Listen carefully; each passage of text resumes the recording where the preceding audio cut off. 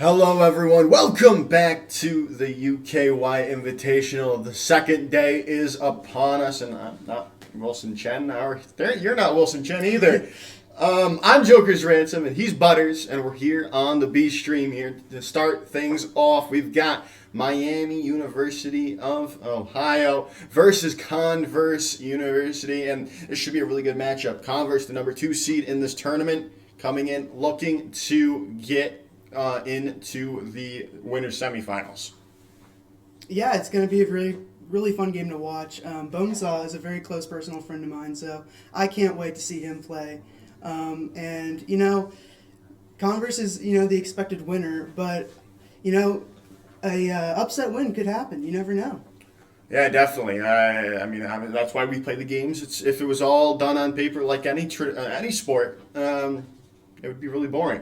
Here, we have a look at the bracket. Whoever can win today, or well, at least this match, is going to have the unfortunate victory prize of having to play Maryville in the winner's semifinals here. And I'm really excited for if it's the Converse University versus Maryville University matchup. That's going to be huge. And then on the side of the losers bracket, we got on the mainstream University of KY, Columbia International University versus Ball State University to move on to the losers round 5. We're still waiting to see, obviously, who's going to be playing Ohio State University Scarlet, because that's going to be the winner of the loser of this match is going to be playing them in that losers round. Yeah, I mean, very fun games all around. It's going to be a good time. It really should. And I'm really excited to see where we're starting out on. I forget what the first map is going to be. I can pull it up, but we'll see it soon enough. It's one of the control maps, obviously. Yeah. So from Miami, the rush comps on like maps like Busan or Lijiang, like they're all like Rush is a very good comps there, and I think Miami could definitely do well. Bonesaw is one of the best Bastion players I've ever seen, and the Bastion Rush, like we've seen in Overwatch League too, it's very good. So, while Converse is like such a great program with such great players, you never know. Yeah, definitely. I'm excited to see how the Bastion works out from them. Other than that, I'm excited to see what Converse pulls out because it depends on how they want to play. What we'll see depending on Garchomp or Quicks in the tank role. Mm-hmm. If we're going to be seeing Diva from Garchomp, that's when we'll see them on the tank role, and then everything else usually is Quicks there. But we'll have to see where we start out on is the real deciding factor. Yeah, when we played them yesterday, I think it was Garchomp on DPS for the first game with Quicks on ball, and in the second game they had Garchomp on tank. So I guess it really is map dependent with where they play those two players because they're both so good at both those roles. So yeah, I guess we just have to wait to see. Yeah, I know Quicks is known for that ball play. So I do like Wrecking Ball on a lot of the control points, any of the control maps really. It's just what if that Wrecking Ball does not work out for them? Can they adapt and go into other compositions like a Ramatra, like a Reinhardt, if they need to? And I think we've only seen them really be pushed to their limit when the first matchup of the series, this tournament, when they had to play against University of Cincinnati. That's the only team that's taken a map off of them so far. And we're heading into Antarctic Peninsula, and this is going to be this is a brawl. This is a brawl map. This brawl. I like to say control is. You can see a wide range of compositions, but with Antarctic Peninsula, it's really dominated by brawl comps. Yeah, and I think we'll see who's on what role. Quicks on tank, so I guess Garchomp will be playing some casts, which is always fun to see. He was very good when we played him. He was tough to beat. I mean, he was tough to do anything against, really. Ohio looking like they're going to go with the Ramatra rush. Yeah, I mean that's what we're seeing from both of these two teams currently. We're Yeah. still waiting to see what Skirtle and Bonesaw. And you're gonna need a pause coming in from Miami, might having tech issues on their end. But we're seeing that Ramatra rush coming out from them as well. Still waiting to see obviously the two others, but we saw from Converse they're going Ramatra, they're going that rush pretty much bog standard rush without the Rhine in place. The Ramatra coming in.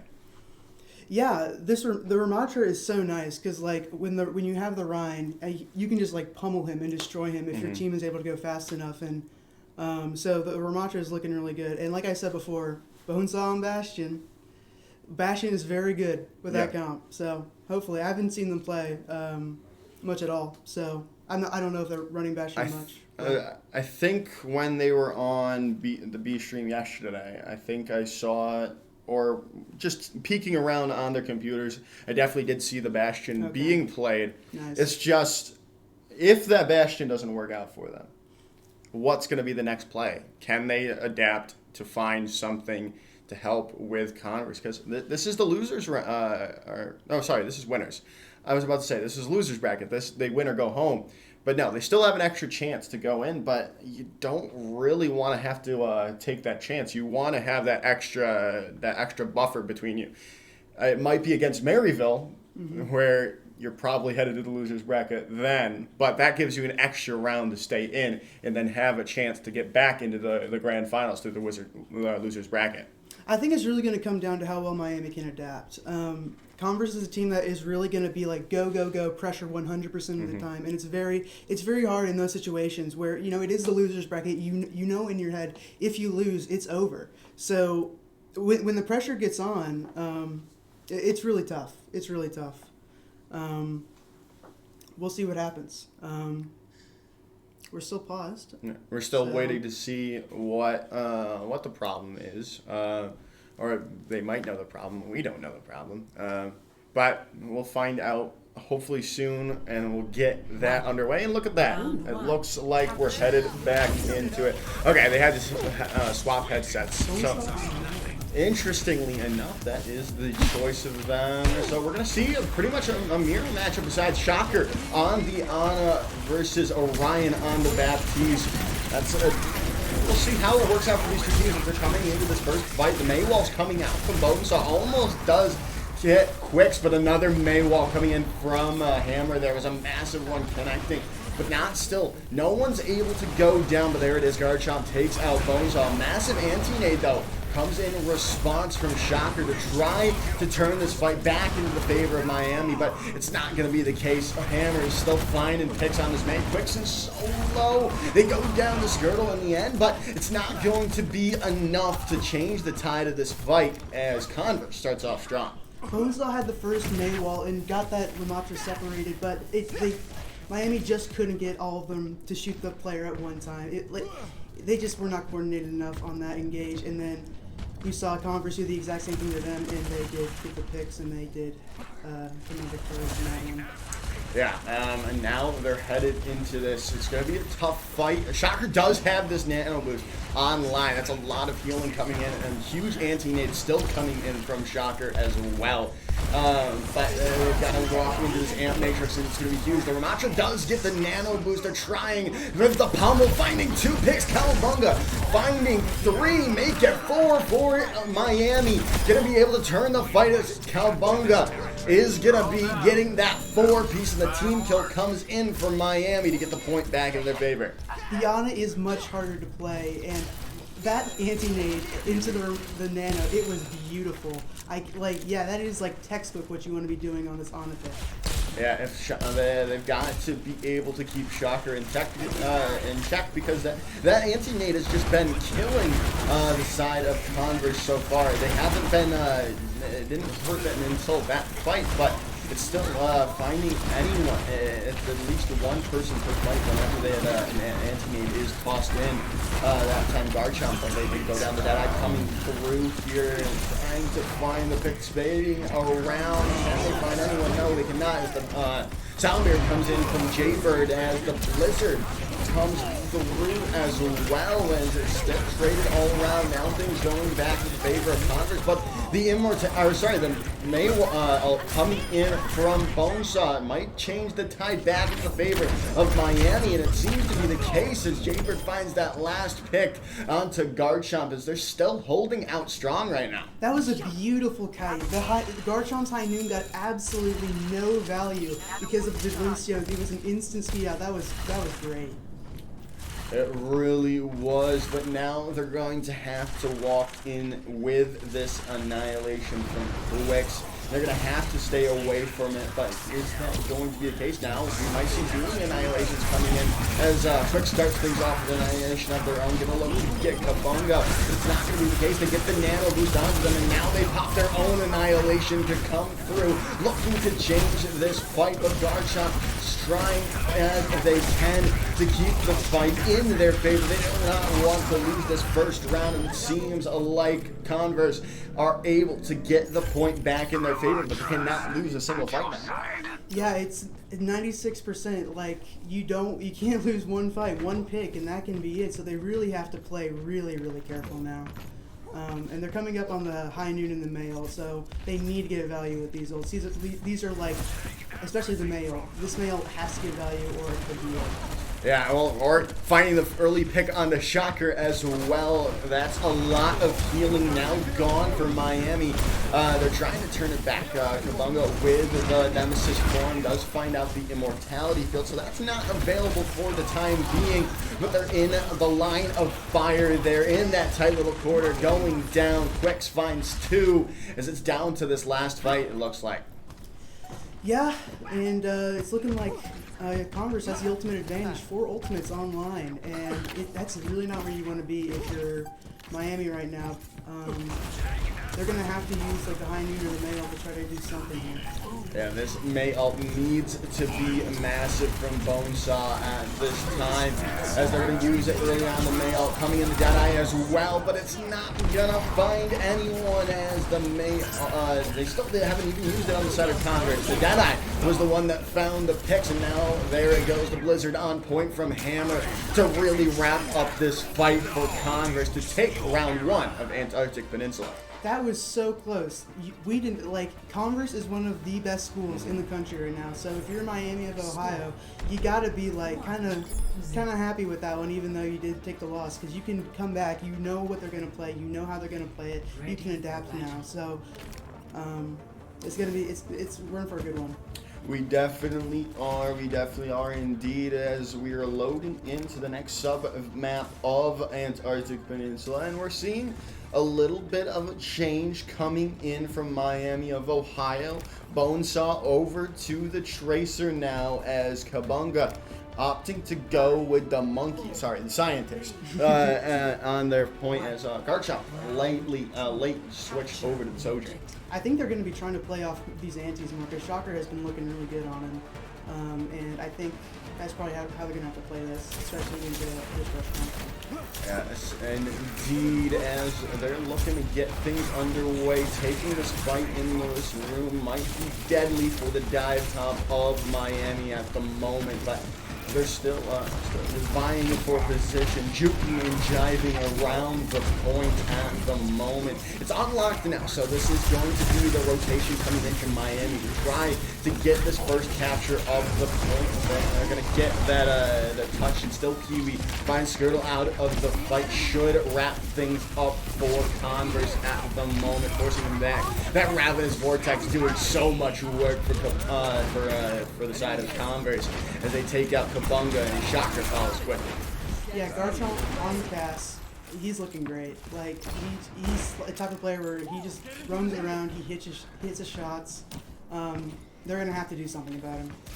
They definitely are, as Garchomp is already up to their Deadeye to start off it. Not even 20 seconds into the point being captured, and they've already got it on the line. Let's see if they can line the shots up, or will still Kiwi be able to get them into position to thrive with that ultimate. But right now, they're just still playing it slow, looking for an opening pick on either of these two teams. Shocker trying to get this main wall down to land an anti-name. The go sign for their team, but it's going to be blocked up by the Ramatra shield. Now we're coming into Deadeye, the Amp Matrix, everything coming in right now for both of these two teams as Bonesaw only finds that immortality field. Now Kabunga's going to be able to go in with the Annihilation and turn this fight in red for Miami University of Ohio and get the point into their favor.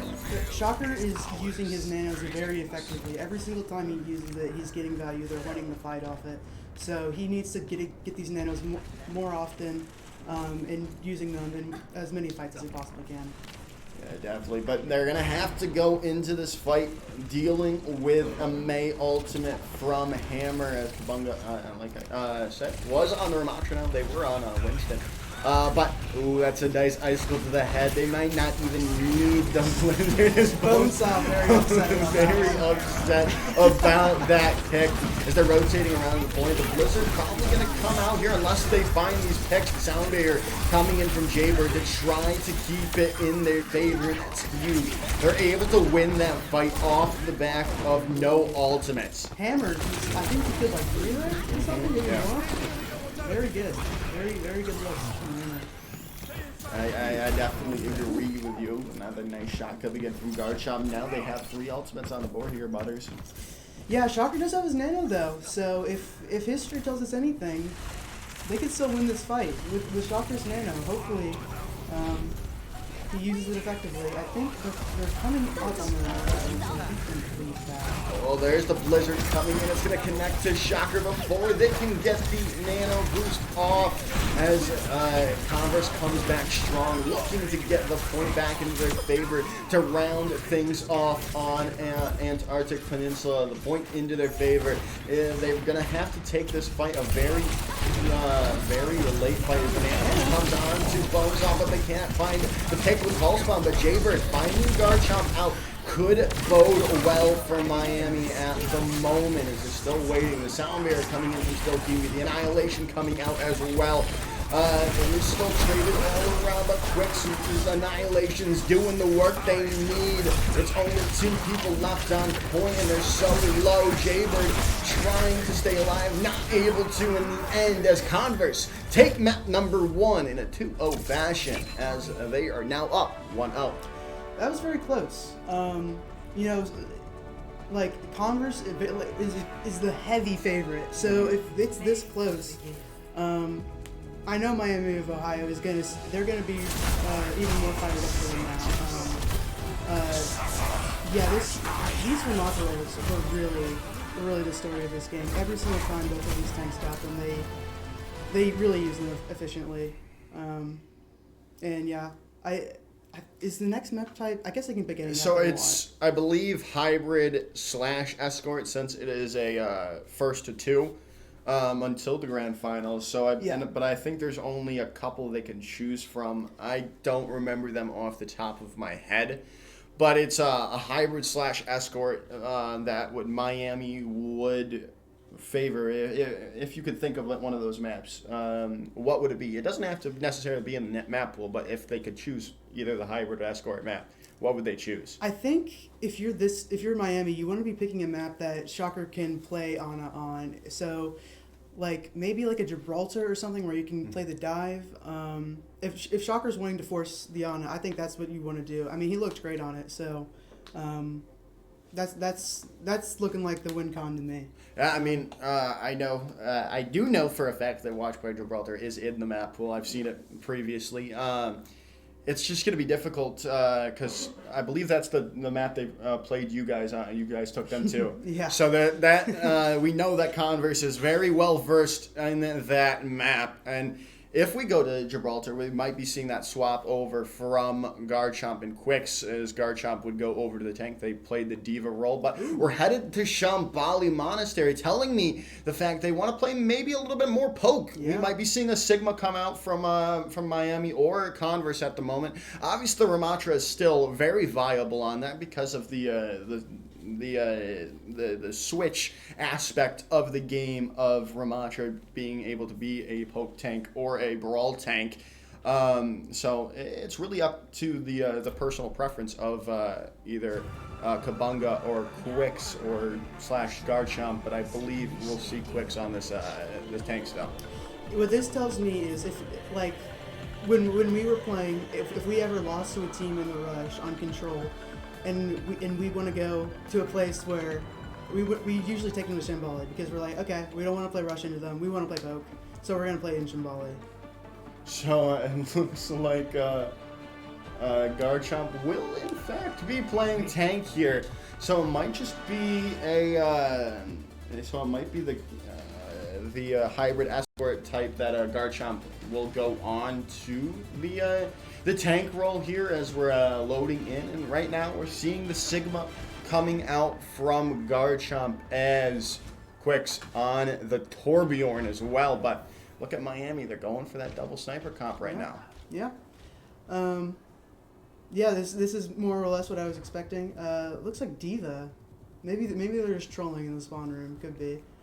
I mean, I do like Diva on more of these maps, but I feel like that it works better if they're gonna go with the Sigma, especially into a Sigma from these from Converse. But let's see. They're gonna start off with the Diva. All right, gonna be interesting to see how they play this. Probably gonna, I guess they want their Diva to go in on the Converse event, but Game Cell's already down to Hammer. Yeah, it's gonna be probably just to deal with the Peel 4 Shocker who is on the Zenyatta at the moment as they're looking to get things underway. Try to turn this fight back, but can they find a pick currently? Is the real question, as neither of these two teams are really taking this fight yet. Yeah, Converse is playing, or not Converse, Miami's playing this very slow, kind of, waiting for the fight to come down and trying to force them off the high ground. The Diva looking to go high. No ultimates online yet. Shocker needs to get this turn fast because Garchomp is halfway to his ult, and he's going to need it for that thrust as Hammer takes down Calabunga. Yeah, it's not good at all as Kabunga going down early on for Miami as they're still trying to open up this fight, but it does not seem the case. Oh, from Skirtle there. Just millimeters, I'd have to say, pixels even, as Converse are still holding out strong, but we do see some swaps coming in from Miami. Yeah, it's Sid from Calabunga, and he's gonna need to try to get this flux up quick, because he's very behind Garchomp right now. They are indeed, as they're going to come into this next fight still looking for the opening, as there is still Kiwi going down to Bonesaw, but it is traded still all around, all even on the point. Next fight, or next pick could be the big one, and that's going to be the Garchomp. Flux finding Jaybird in this fight. Still, they're finding picks at the moment, but it's only Kabunga left on this point, and if they lose them late, it's going to bring them down to about a minute 30 on the clock, but it looks like they're going to be able to get back to their team.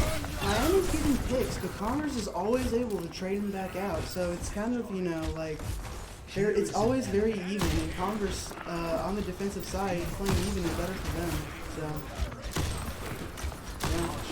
Yeah, so they're going to look to come into this fight. They've got the Kitsune Rush, which should be the opening that Miami needs, but they're going to be walking in to a slew of defensive alternates, starting off with Quicks' Molten Core all over the point. There's the Transcendent, there's the Kitsune Rush coming in, and it's just so many ultimates on the board for Converse as well. They can't really find the damage that they need to, as they're still falling one by one is Miami. They're going to find that Zen trade, though, but it's still not enough for Miami to turn the tide of the fight. Jaybird and Shocker overlaid this it's very unfortunate. Probably a little miscommunication there. So Jaybird on the left piece now instead of really Fury Tail. Bonesaw has his dragon, and Garchomp dead. This could be their opportunity. They only have 40 seconds left. They need to find they need to They need to get this done. Yeah, and Bonesaw finding still Kiwi there. That they were very pushed up. They're still going to have an opportunity to touch, but they're only going to maybe have this ultimate from Garchomp if they can get back in time. Can anyone actually touch this? Is the real question here. They do. Quicks is going to get there in time. The Dragon Strike, though, going to be on point from Bonesaw. Try to force them back, but a nice arrow to the head. The duel goes in favor of Hammer, as now the Flux is on the board, already taking Skirtle down. That's all they need in the end, as Converse hold on point 1 and set themselves up for a trip to the winner's semifinals. Yeah, the Hanzo, Hammer was getting the wins in the Hanzo duels a lot. Very mechanically skilled on the Hanzo hero. I guess Bonesaw thought he was behind the cart there. Unfortunate. But you know what? This is Shambali. Shambali, like, if you get it to the end of first point, I'm telling my team, you know what, team? This is very winnable. We can win this. You know, like, if they... Miami started off on the Diva comp, which I think they didn't really like as time went on, and they switched on to the Sigma. I think if they start off on the Sigma here, and they you know play their lives, play well, they can win this. But it looks like it's gonna start on the remote. I do like that. Obviously, with the Nemesis form hitting through shields, it will be able to deal with Garchomp's Sigma a little bit more here. But I do agree with you here. Escort is one of the maps that's either all or nothing. You get either full held on point 1, or you're capturing all 3 points. We never really see an in between, unless it's Rialto in the corner of death. But we're not playing Rialto right now. But it's that all or nothing map type that, like you said, they got it to the end of first point. That's just really good. But they need to have the defensive hold that of their lives for the moment to keep their winners bracket lives alive. And they're going to be holding close, which I think is smart. If you want to get as much fights as possible, you want to hold this corner because it can be very difficult. Yeah. As their moments not going to win down early on. Garchomp definitely sniffed it out early on, knew that they were in that room, and was able to take that off angle onto the rest of the squad. As a nice anti-nade comes in from Still Kiwi to wrap up the fight, as Garchomp and Quicks find all the picks they need to keep this cart moving. Yeah, that is not what you want to see from if you're Miami. They're going to have like one more fight to try to win, and then they're going to have to hold this corner where they're going to be one fight away for the rest of the game. But the good thing is they're moving away from Converse's spawn. So now it's going to get more in favor of the defensive team, and especially with that high ground available. But no, Quicks finding Bonesaw early on, and Kabunga getting so low thanks to his anti-nade, but they're still finding picks in the favor of Miami of Ohio. And finding Still Kiwi as well. They're going to be able to hold on for this time being. Kabunga going down is huge, though. But like I said, wait.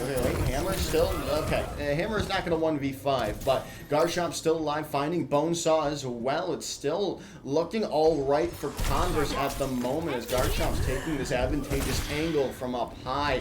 Now the respawns are coming back. The Bastion swap from Quicks as well. The first team to pull out a Bastion is not Miami, as they're coming in. The Gravitic Flux comes through. Garchomp just on a one-man tear. Quicks from spawn as well to help them out in the end, and I think this is really about it. All the picks in the favor of Converse as they take the map and the series and book their tickets to play against Maryville in the winners semifinals.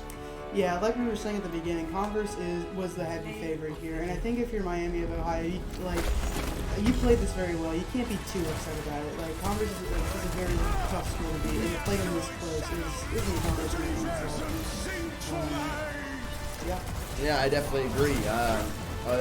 I say winners semifinals. It's winners finals. It says semifinals on the on the bracket. But it's winners finals. They'll play against Maryville. Whoever can win that, I mean, I think everyone knows that. I already put out a tweet this morning, and they've already said no one's going to beat them today. Maryville is obviously still the heavy favorites going into that. But I've been saying from the beginning, I think this Converse squad can do what's necessary to maybe put Maryville on edge and maybe take at least a map, maybe two off of them, and send them back down to the losers bracket. But that's a huge if. It's going to take a lot from Converse right now. Yeah, I mean, Maryville is obviously one of the best collegiate programs in the country. Mm-hmm. All of them are ex-Overwatch League, except for Tree, who could be in Overwatch League if he was Yeah, willing enough. I mean, yeah. So Converse is still they are still like need to prove themselves that they're able to hang with Maryville. But if Maryville if they don't have their foot on the gas pedal, if they're letting up, it could be it could be an upset. Yeah, I definitely have to agree with you there. But we're going to head to a short little break. Do not go anywhere. More Overwatch action right after this.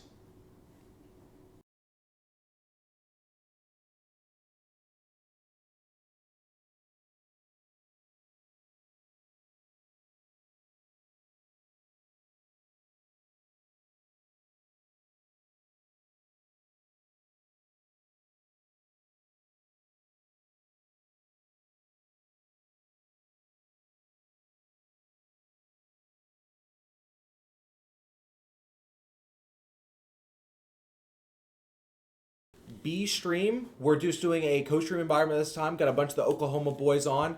We're just going to be chilling, talking about the game, talking about what we're seeing in a much more relaxed environment, much more long form. So allow if the casting's too much, it's too much energy.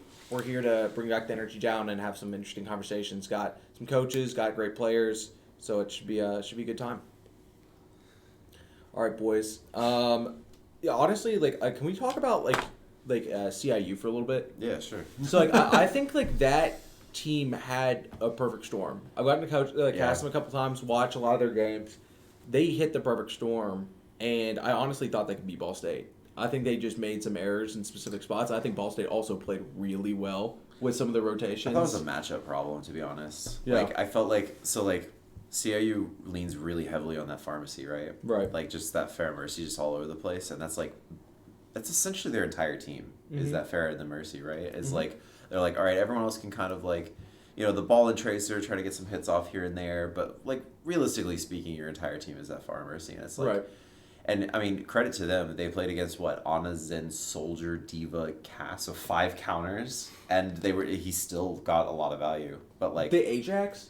Well, other than that, yeah. No. That was crazy. He caused shot. it. Yeah, that was he caused shot. it. It's yeah. that was that's how I knew he was nuts. That was one of the moments. Yeah. You have 5 people looking at you. All of them had ult. You're on the backwards position and you're catching the fastest character in the game and canceling his ult. It's that's nuts gameplay. Yeah, and I don't think on any other patch in Overwatch 2 or even Overwatch 1 do you get ball pharmacy is a viable thing against nearly every composition. Mm-hmm. I think that Ball State just plays that hit scan double flex support Diva comp really well. They played that even when they weren't playing against CIU. Yeah. So it's oh, okay, well that's just a bad matchup. It was kind of the reverse for you guys. It was they insta countered you guys and the Doom stuff, and then that kind of flips it. That's really interesting. But man, that dude's really good. I did their willingness to swap to Hanzo and Echo and do the other things they didn't Yeah, I mean Zest has characters. It's just as far as so good that it's at what threshold do you switch? Absolutely. It's difficult. That's what we're with our main support player. Yeah. It's he's so good at Lucio, why do you put him off Lucio? Yeah, we struggle really hard with putting him on Mercy because it's we have good DPS to pocket, but at the same time it's you're so good at Lucio and then Brig is your second best already, so it's why would we feel like we're losing value even if Mercy's the quote unquote right pick. Right. You said Briggs is second best? Yeah. Well, he was a Ryan player in Goats. Oh. And so when I say Briggs second best, it's because when he switched to Brig when we got to double bubble and stuff at the end of and double shields and stuff like that, he switched to Brig off tank. Let's just say that's gonna get a lot of playtime soon. Yeah. Let's just say. Yep, Let's yep, just say. yep, There's yep. Just hypothetically. Just hypothetically. That's about to get a lot of gameplay. Yeah, if you didn't like on a brig backline, maybe just uninstall for a couple months. Yeah, it's gonna be a bit. You're gonna get there. Yep. And then we'll have the new support coming in at some point in time. Yeah, support role is gonna look really interesting. In a few sports weeks. always shatter. Yeah. They always shatter. Like Warrior was the only one, but that's because she has Yeah. no real She abilities. was so bad. She's not a real character. Yeah. She's not real.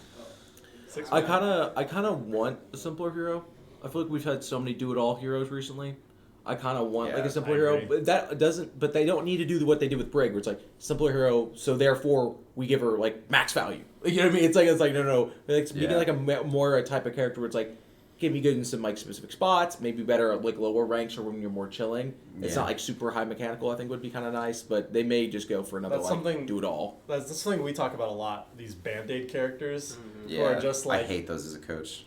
it's just they have a sort of poorly designed character, so they just load them with numbers, and then they're like they have to be good based on those numbers. Like I complain a lot about Hanzo Yeah, me too. because it's like he doesn't actually have any abilities. Like Yeah. like Sonic is like it's okay. Like it's a 7-meter radius scouting Say, ability. for Yeah. a game like Overwatch, Like- scouting with like that is completely useless most of the time. It's not completely useless, but it really only sets up him, right? Yeah, It sets up his it shots. doesn't, yeah, it doesn't do anything. It kind of for his sort team, of sets right? up other people, but it's very niche and like situational. Mm-hmm. And then his other ability is I shoot fast. It's an like, all-fire. come on, man. It's an all-fire. Yeah, it's an all fire. It's not a real it's not a real ability. And then lunge, I jump 3 meters. Yeah. Like I know that can help you in certain situations and it's like overall useful, but at the same time it's like compare that kit to like Tracer. right. Yeah. It's like it's not even close as far as the ability to like chain your abilities together and actually have a cohesive character. It's Yeah. not even remotely close as like character design wise. And so I like agree. I complain about Hanzo because it doesn't feel like in a macro sense, in the like overall sense, it doesn't feel like Hanzo is actually part of any composition. It feels like we go, well, we just need a lot more damage on the front line Yep. and maybe a random pick every now and again. And his ult's cosmetic, so it's like Cosmetic, you know, it's like Cinematic Yeah. ultimate. His ult's So- completely useless. so it's like we just need like more damage and we don't know what to put here and like a random kill could really help us in this composition. It does So make let's just, final like, fights throw look it. way more cool. Like, Yeah. just visually, Yeah. you just drag it It's to the middle cosmetic. cart. Like how many times do we see in Overwatch League those like still frame cuts where they do like a 360 around a still frame moment and there's a dragon going through it Yeah, like I every know. time. Every time. Yeah. Now that you pointed out. I will say it is one of those characters that you can just take over though, because like the good Hanzo players are good close range too. Yeah. Like, are like dangerous close range. Like the tracers can't get close enough to them because they'll just go bink and then Yeah, and kill them. I just don't like that. I just don't like that it's just sheer like hit a headshot. Like it's not Val. Like I'm a Val coach too. Yeah. Pro you. It's not Val. No. Like I want team-based, ability-based characters that like because they've been patching out all the one-shots, right? Because Yep. so at least Blizzard like recognizes it, but then you still have things like Hanzo and Widow, which is like Widow's built around the one shot, so that one makes a little bit more sense. Yeah. And it takes a full second to charge, and you got all this stuff. But then you have like Hanzo, and it's like What would you do? I mean, have you had thoughts about that? Like, what would you do? Start top down. Right? yeah. So like I actually have like talked to people before about this like Yeah. a lot, and Old. like people that maybe at Blizzard, but like No. we've like Hanzo is one of those characters where I'm like, you have to decide what he is going to be, and so like with balance, I always kind of go to like, all right, go to the identity of the character. It's like, okay, so for Hanzo, what's the identity of the character? It's like, okay, clearly bow and arrow, Yep. and clearly like this mid-range brawler. Like you get that from cinematics, and you get that from just like overall. It's like he's really meant for mid-range brawler, right? Right. And so like you can start if you don't want to do a top down, which like Blizzard usually doesn't want to do, right? Yeah. They want to try to. It's like, okay, well, what about things like increasing the drop of the arrow so that you can't actually play long range? It's Oh, or okay. like it's really hard to play long range, right? Okay, I see that. Things like maybe actually making, like making the storm arrow or whatever. Like that's give him like a real finisher, not just a secondary fire. Yeah. Like something like Soldier Helix, or like What Soldier about a and Rail piercing shot? I've played with that idea actually, where like you like I've played around with that idea a little bit. It's just so niche that I'm not sure. Our Hanzo player What says to that do. one all the time. Yeah, it's just so niche. It's like Yeah. like what do you mean by piercing though? So like it would go through barriers. Through Like I would think barriers. it'd be like a low damage shot. Let's say it's like 50 damage, but it can pierce the barriers. So like it's like, oh, this guy's like fading back behind the Reinhardt shield. I can like if you and like put it on like a 10-second cooldown, you can get like extra 50 damage, like finish off a character. Would it also pierce enemies? Like, Sure. I I mean, mean, why not? straight through till it hits natural cover. Sure. I mean, I'm just coming up. But wait, or you Yeah. just do shields That's itself. basically what Storm Arrow is, because it's like a spectral arrow. So shouldn't it like be able to go through things already? Yeah, Yeah, I think it would be an or interesting just idea. or just do what like they kind of intended to do, because when they released that ability in the first place, when they got rid of Scatter and they released that ability in the first place, they kind of like presented it as like a shield break ability. Yeah. That's like the Right. way they presented it. It's like, okay, well, if you're gonna do that, instead of putting 5 arrows that all do 100 or whatever it does, just like make 3 and they do like 50 damage to people, so it doesn't. It's still a finisher kind of, but not really helpful. But it does like 200 an arrow So- for shield. Shield. Just say, yeah, And it just could- crush a shield. Just crush a shield. Like, Okay, yeah, that makes sense. But would it also work against like characters with shield health? I think it's specifically barriers. No barriers. Barriers only, Yeah. yeah. That does But, make it sort of like a you silver can make bullet, it. though. You can do against like Mei Wall. Yeah. Like that would make Hanzo The Mei foibles? brawl like more interesting, because it would be like Hanzo could pull that, shoot one of them, it would break one of the pillars instantly. Okay, this is like literally coming out of nowhere. Wild idea. Okay, what if you changed his ult to, I don't even know how you code this. You change his ult to the sonic arrow, and what the sonic arrow does is it basically opens up like like a 7-meter like portal like through things, and not that you could walk through, but the teams can fire through them. Oh, you make So- it's like a window Yes. instead of a door. Yes, Like, you can't make walk a window through it, like through there's, like, a walls. window. But like you like get a window through the wall. So imagine like you're on Hanamura attacking, and you could like just open up like the whole new floor, or game. open up, and you could like shoot up into them, shoot Yeah. through walls and stuff like that. You could like break a defensive like hole. It actually doing makes that. sense, because like, Like, as an ults, ult, though. ults are built to break the game. Yeah. Right. Like they're breaking standards, Yeah. right? Like that's what they're built for. And so like Hanzo's ult, technically they're like, oh, it breaks the game because it like goes through wall, but it's like, Imagine Blizzard World. Imagine Blizzard World first. Like how like there's there's like a there's the Oh, yeah, point, yeah, and there's yeah. like the thing around it. There's a high ground. Like Yeah. this could become just like totally open ground. Like that they Yeah. have it so both teams can fire through it. I think that'd be like a really interesting kind of like. I'd actually be That is okay. I'd actually be okay with that, to be honest. Yeah, that is the problem with Hanzo's ultimate, as identifying as it is with the like the Overwatch IP, the dragons and stuff. Like you said, it just doesn't break the game. It doesn't. It's not impactful enough. It's a cinematic ultimate. Well, especially like, and there's a few. I feel like DPS ults. A lot of DPS ults are in this category where it just kind of doesn't do what tank and support ults are. I'm not saying even power level. I'm just saying on a base like fundamental level. Like the support ults are like insta heal everybody. 800 extra health to everybody. 100% damage. 50% damage, insta heal, like damage reduction, like it breaks a lot of the numbers of the games, right? And like the tank ults are all like these huge like stun locks, and like even Roadhog, which isn't like a real character. Yeah. Still he's like this massive AoE stun lock thing where it Right. just like knocks everyone back, right? And then you go to the damage category and it's like, Kill someone. yeah, it's like it Kill one damages person, more. yeah. It's like Bastion ult. Like what is that? Come on. Kill Yeah, them. kill one person. like maybe, like if you you're know lucky. like I just don't know that that's a real ultimate ability. It just feels like damage ability, like, and I feel like There are some. there are I some, think Mayfreeze is a good one. yeah, but that's a tank ability. Yeah, exactly. exactly. Like base tanks, like what do tanks have? They have self survivability, some kind of map control ability, and consistent close range damage. That's May. Yeah. It's like, okay, cool.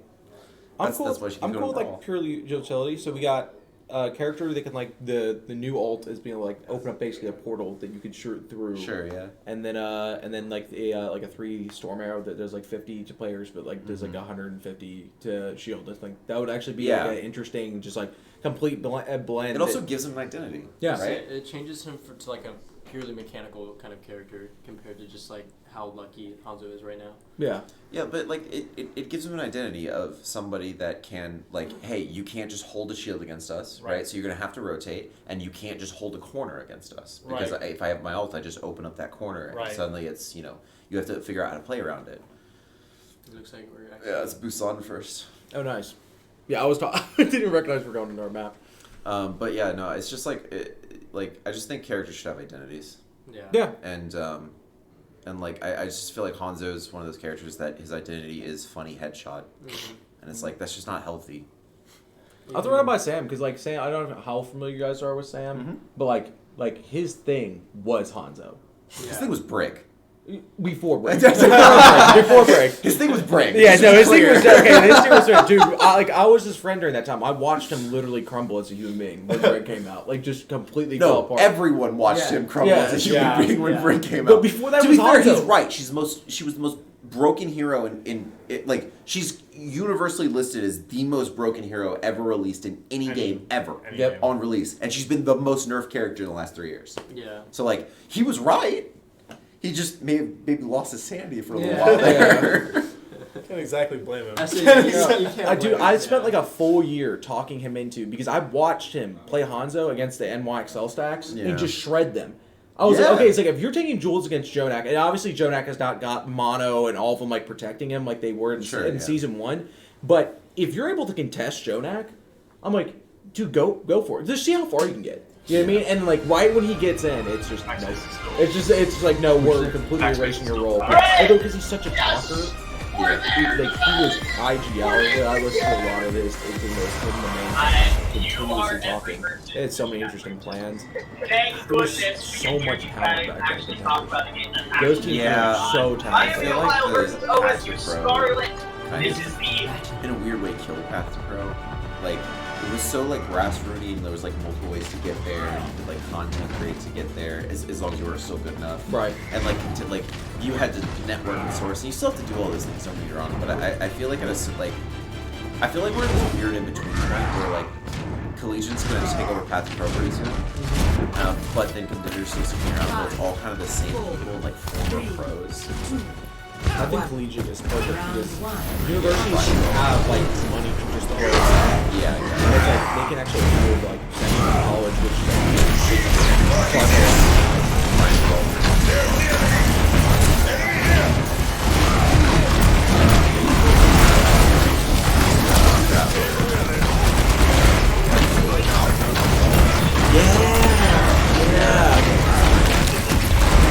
Dude, that's a callback. Dude, that's been so long. Yeah, that's a callback there. That was like before COVID. Yeah. That was like really played Ryan Ball as the primary.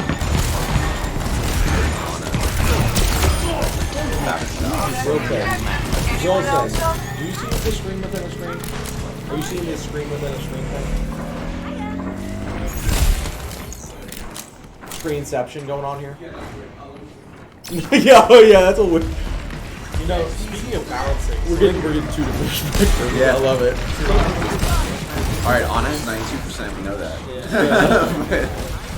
well, speaking of the balancing thing, something I've noticed with some of the characters, and I think they've said this in the post, where those Band-Aid characters we're talking about, I think Ryan is one. I know I'm getting a lot of flack tonight. No, I think Ryan's one. Yeah. I think Rom is the example of what Ryan could be without like just a giant shield I think number, a giant hammer instead number. of just reworking characters from top down, they're gonna make new characters. Things like Roadhog, they made Reinhardt, they made Ram.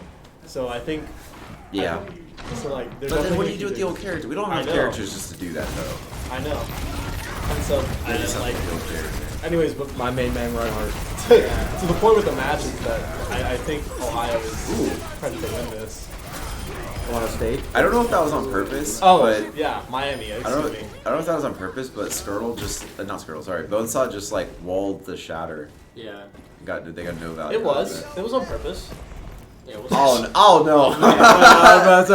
That was tight enough that I'm not entirely sure. All performance is on purpose. That's one of those you're like, guys, you see the play I made there? You definitely did not make that play. Yeah, those anthems, that's why you play auto, right? Like big plays, like maybe she can't keep your whole team up like that, but like those big offensive plays. We're trying to replay that. How did Ohio lose that? They pulled out. They literally instantly pulled out the bat. I think They had a bad The ball. bat play. They like instantly got the lamp out. Were they just way too close for the blizzard? I think they split. I think Miami just split like hard, like off the blizzard. Yeah. Insane. How was that say? Because like when we saw the 3-man ante. Move to the mic. Okay. Hey, there you go. Be less again. We'll bring the mic in. How's it sound? There we go. Yeah, Check. How we sound? We sound good? Okay, yeah. Yeah, we're gonna walk back to Yeah, I feel like this happens a lot with like unanticipated ults. It's like you have this idea of like, okay, the blizzard came out, but they split the image and they rotated different directions, and they just split them, and then they just got caught out by it. Like I always say, like literally, like the thing like Final Fantasy teams like comm structure is like after every fight, what do they have? What do we have? How are we gonna use it? What do they have? What do we have? Maybe How they'll are we listen gonna to you. They don't listen to me. Like, literally, and like I trust like with the teams, you know, like you just beat it into their head, and sometimes it takes like 2-3 months. It's Sometimes like it takes like 6-8 months. yeah, Like, dude. But then they eventually get it like 60% of the time, and when you like when you're able to like pull it back in like trim rods and show them like, see how we planned that fight out, and that directly without us even doing anything mechanically skilled, instantly won us a fight. Now imagine we do that for every map on like, and now you win like 10% more. We should have a face cam on while I'm glaring at my players right now. Yeah, I'm retired, man. No, not yet. You have the rest of the semester. Okay. We That's still the have both Nace and these playoffs. It's just the most free. It's like one of those free amounts of like ways you can improve. Like Overwatch, I don't think it's a stretch to say Overwatch is the most team-oriented esport you have, pretty much. Oh, absolutely. And so like, if you don't have a plan as a team, you can't do anything. Like, Yeah. it's just okay. Well, someone hit a shot. By the way, Nami's have like 6 final blows so far on battle. I've been like watching that. Oh, camera. Okay, we're good. Oh, that's the second one. Lava's really. Yeah, that was a. Yeah, they should be able to make it back to point. That was bad. That's always like, the Baps are always sneaky, but like you start like paying attention like as it goes on to like every fight, like in the kill feed, in the kill feed, in the kill feed, in the kill feed. You're like, okay, this guy's actually like finding that weak person and picking him Not out. sure there was enough space. Yeah, I feel like I could almost hear we the other zoomed in. sound. Yeah, we're Play zoomed now. in again. Oh, we maybe zoomed in again. Something's going Yeah, on where's with the bit rate's I think it's the resolution. the bit rate's really low as well. Wilson, and maybe we maybe zoomed in again. I don't know. You see that? Like we're. Oh, yeah. Ball Winston. yeah. Sombra, Tracer with the auto boost here again. See, when you're going into this, like, yeah, but see, like, Ana's just. We don't have an Ana player, or we would even play it with the Doomfist, but we just don't have a. Okay, Sombra's. They just 4-hit each other. Nice. Wow, imagine trying to play the game like this all the time. Like being that up on your guns as Tracer. You can't even see the kill feed. That'd be so difficult. There we go. Yeah, see, this is what I think like is really strong. I'm looking like at the graphics of like Yeah, like it's like, oh god, the graininess. you're so up on the camera too. It's melee. See, I feel like. Oh. We're back to the. Hand needs work. Just put our faces on the right side. There we go. What's going on here? See, like this is where we start getting into like theory crafting, right? It's like they're almost identical. They actually even switched to the Kiri, but they're almost identical, and they just have 2 different dive tanks. And so I feel like you have this like, this is a really simplistic way to think about it, but I think it's an easy way to think about it. Is you have, okay, you have the 3 primary dive tanks, which is Ball, Doom, and Winston, right? And then you have like this scale of like survivability versus ability to get picks. And I feel like Winston just goes for the full survivability side of things, and Doom goes for the full pick side of things, and Ball's just kind of in between. With extreme like sustain. Yeah, self-sustain though, right? Like he can't control areas. He just like hits and then gets out, right?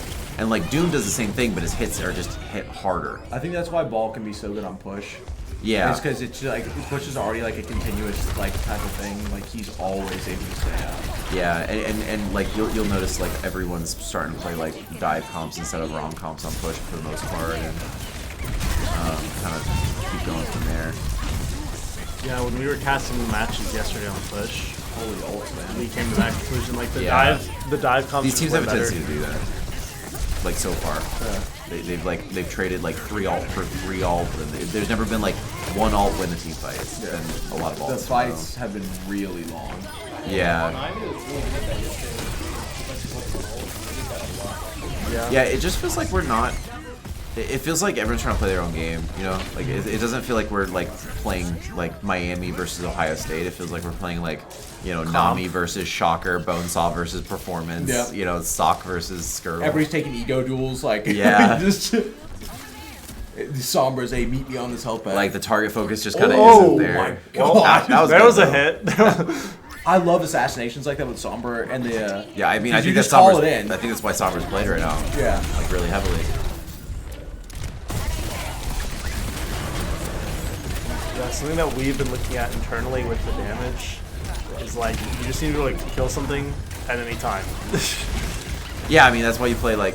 Because, like, Tracer's in everything, right? Because it's Tracer. And, like, it's the love child of, like, Blizzard, and just... they will never take her out of the game as far as meta. I mean, I think also she's probably the most well-designed character as far as her kit flowing together and everything. Oh, it's super cool, dude. Yeah, it's, like, probably the best design. Pretty punishing, like Nice. 150 health. Performance just killed everyone. Yeah, he's Yeah. doing really well there. But, like, I just feel like... you know, like, it depends on what you're playing. Like, you're playing a super fast comp, you play a Sombra. You're playing, like, a slower comp, you play a Hanzo. You're playing, like, in between, you play a Cass, right? As far as pairing with the Tracer. I love that, like, nod. He, like, did that too. He's like, you oh, fucking best. Yeah. Yeah, you just go for it.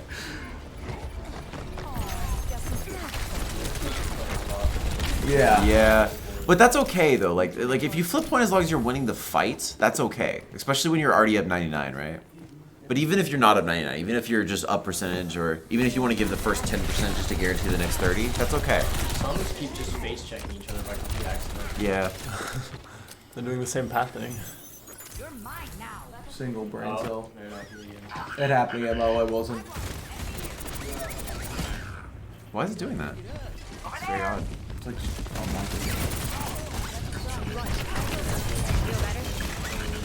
Welcome to Doom, so there's like 97. Nice beat. I think. yeah. I'm not sure. Oh, so low! How is this 99.99?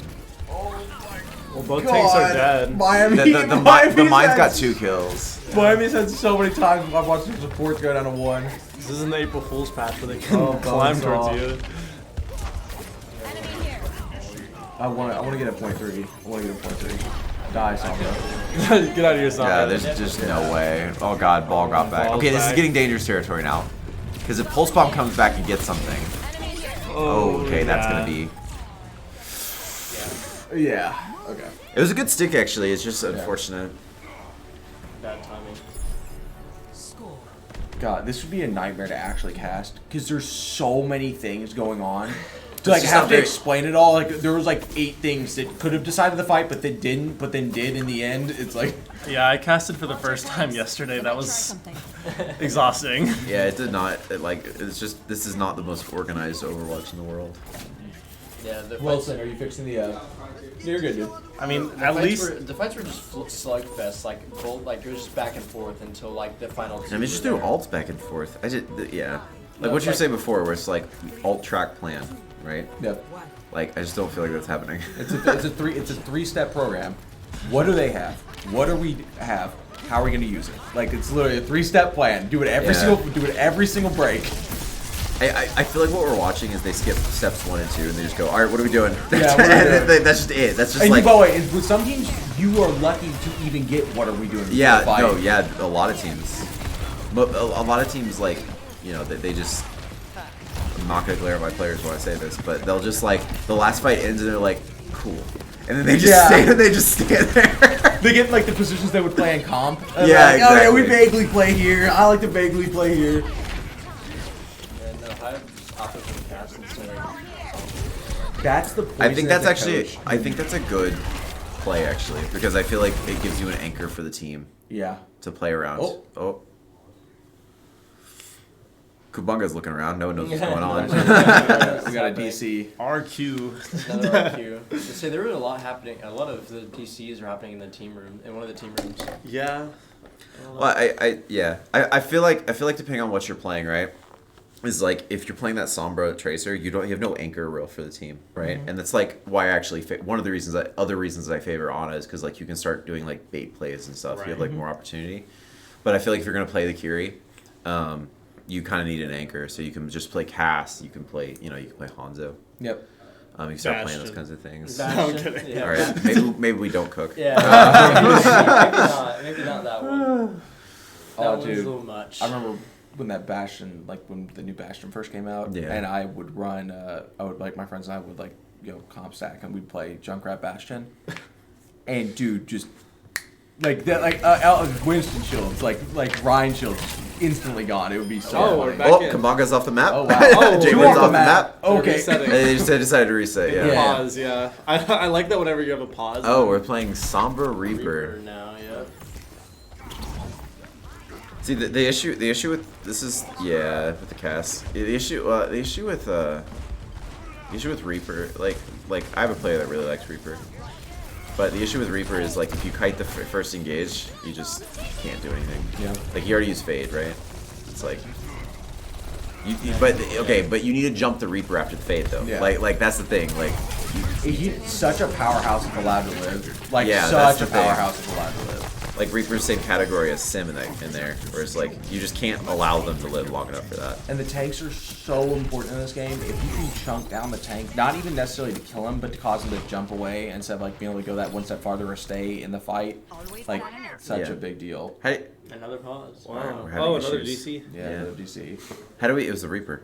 How do we? How do we feel about like? Because I don't think it's an exaggeration to say that like 50% of your team, as far as the success rate, it falls just squarely on the tank. Yeah. And so that's disproportionate, right? Yep. It's 20% of your team, but it's 50% of the reason you win or lose. Yep. How do you feel about that? As a tank player, I love it. Okay. As a I love coach? it. As a coach, I kind of like having one player having an outsized impact, but I like that a lot of it, at least it used to be, and it kind of still is in some comps, is more utility based. Yeah. And so it's much more the commander of the field instead of like just like Pine in the back line killing three. You know what I Yeah. mean? And don't get me wrong, like I like DPS pop up moments, but I like them to be moments. But I like the game to be shaped around how the tanks have moved the fights in ways that people just don't normally see. So I don't know. I'm kind of okay. I'm kind of okay with it. What do you guys think about that? The way I sort of saw it in Overwatch 1 is that all the roles were really impactful. It's just when in the fights they were impactful.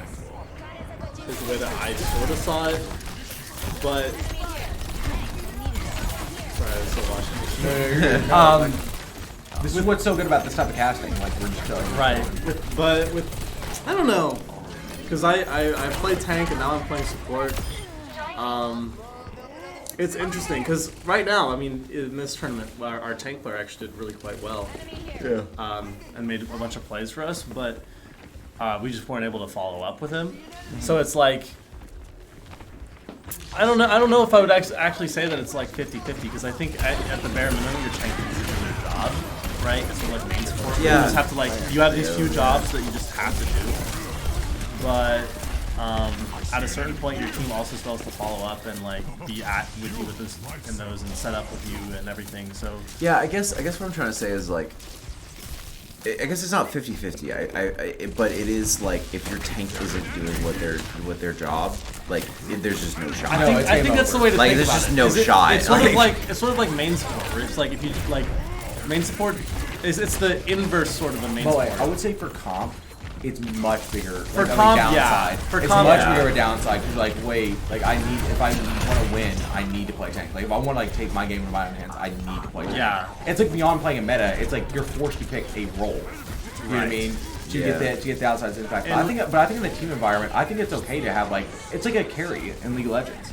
It's like you can have a carry, and so like I think the I just tank don't know that being the like carry the carry should be dictated to a role, right? So, yeah, Yeah, and I especially, agree. Especially in League, anyone can carry. Yeah, like I feel like everyone should have the opportunity. Like I feel like you should be able. I feel like for example, like I think anybody can carry the game though. Like we've seen like Anna's like carry the game, but most of the time. But it's it's so- the it's so much carry harder. carrying Yeah. the game. If you're watching Yeah. like League or Dota, like let's say 50% of the games, the carry wins the game, Yeah. right? But those other percent of times, like you have the supports that just make ridiculous outsides impacts, like a Dazzle and like Dota, just like always shallow graving and saving everybody right before they die. Basically, their version of a bat lamp. If you guys aren't familiar, Yeah. and so once again, I don't think there's. I mean, there probably is a right answer, but I'm not exactly looking on it. Fast. Bye, Lucio. Yeah, but by the way, this is totally a Reaper. we are on day 2 of a tournament. We are tired. Go to the simplest type of comp.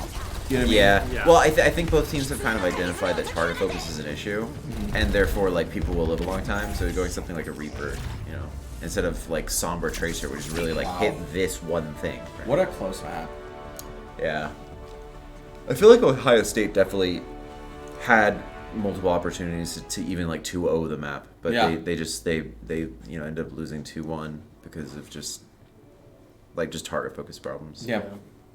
I will say it's also beautiful, but this was more of an Overwatch thing. One thing too, watching a DPS player, like really the classic one is watching a Winston and a Tracer, like when they're like working Yeah. in like perfect tandem. Like even last year, watching Smurf and Prophet, dude, it's just like it was like poetry. It was like this was insane, like how in sync they were to always like follow up on each other's kills and pull back. It was, man, it was You know, it was super sick. Speaking of that, I will give that to Overwatch 2, where like to be a hard carry in Overwatch 1 as a damage, you just had to sort of pine and kill a few, right? I feel like in Overwatch 2, there's way more you can do to actually impact the game in a team way.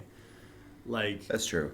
like Because there's not an off tank marking you constantly. exactly the And way by that off tank, I mean there's not a diva in your Yeah. face Yeah. constantly. the way that we've been sort of doing it internally is that like sometimes a damage plays a sort of like an off tank or a main tank sort of esque, you know, asterisk. Yeah. May, looking at you.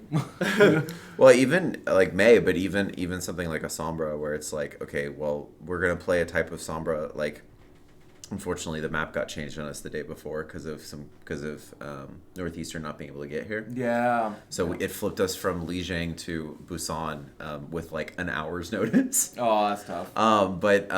Like literally our plan against CIU, because we knew they were this ball pharmacy team, right? Our plan was like, okay, Sombra, you're gonna stand in our team, and the moment the ball hits, you're just gonna hack her, and we're gonna blow up the ball, right? I could see And, like, that. that was the So plan. I actually wondered, and I wondered this out loud on cast, like why, like you knew they were running Pharah. Yeah. Why did you? I could see the Doomfist, like that's like kind of your guys' thing, but why did you not guys like roll on cast? So we actually said to. Oh, okay. And Because I was like, you guys are, Yeah. you're totally giving up the Pharah. You're like, Yeah. hey, the Pharah's gonna carry like as much as they are. We're just gonna try to kill the rest as fast as humanly possible. yeah, so like I could the original see it. plan was like, all right, so just to like, especially when we were going to Busan, we were like, okay, well, a lot of this isn't a great Pharah map. No, like And the so- drum map is wide open, and so is downtown. But Yeah. somehow you got max value of those two And maps. so we I were was like, wow. we were like, okay, if it's gonna be this, then let's start on our normal Doom Tracer Sombra. Oh, that makes and sense. kill the ball. And if Right. that doesn't work, Tracer go to Cass. And then we can still hack and kill the ball, but then we at least have a Cass to deal with it. And then that we just just never never happened. switched. Yeah. And I'm like, that was my very first comment after the very first map when we were on stage. It was like, hey, why don't we switch to a Cass, by the way? And everyone just started looking at each other, and I was like, oh, okay. There we go. Yeah, sometimes in game you just get a little, Yeah. I don't know. By the way, that's what I loved about the old main tank position. Because so much of it about was just helping the team. It allowed so much of their thought process to just be about like that's what was so cool about Reinhardt. Reinhardt looks like such a like forehead simple character, but what allows the simplicity allows you to do is put so much more of your like active thought process into moving the team around, into doing all these like extra things and calming. So you're doing the thinking for your team. So you're like, hey, we need to swap this. We need to do this. Well, we that need was- to move this way. That was our original plan on Lijiang. We were gonna put Noah in on Reinhardt and just be like, okay, you're gonna be rectangle man, Yeah. and our cast is gonna sit behind this and just shoot a Pharah, right? But then we went to Busan, and it's like, okay, well, these aren't great Pharah maps. And like, I don't know if they're gonna force a Pharah on this, and I don't want to put in a brawl comp when we normally play Doomfist on the map. So I was like, okay, we'll just leave the Doomfist player in, and then switch cast if necessary, and we just never switched cast. And actually, we almost caught the ball. He was down to 80 health in that very That first first fight. team fight, yeah. Ooh, shocker! Wow. And we just like didn't quite get the last 80 health, which was We've had some character pop off moments, like DPS wise. Yeah. Like, can actually. Oh, swap. like This Shocker's is, got a we were couple. talking about this. Yeah, When we did Nami. that. Like, or the no. Oh, the like, double flex support. Yeah, because it allows the character to actually teleport with, like, the way they sold the character as an assassin. Like that instead of just a heal bot, like it turned out to be, but Bell bot, yeah. That's the thing. Is it's just like consistent value. Like if they gave Kiriko the same damage as like just the same primary fire as Lucio, I think she would be much more of that sort of thing. Since the damage is so inconsistent, she's more of a heal bot. Yeah, because it's headshots. Exactly, yeah. Because it like it's triple modifier, so it's only I don't headshots. think they're playing that correctly. Like that's No, why I was they're like, you not. heard me like just like teleport in.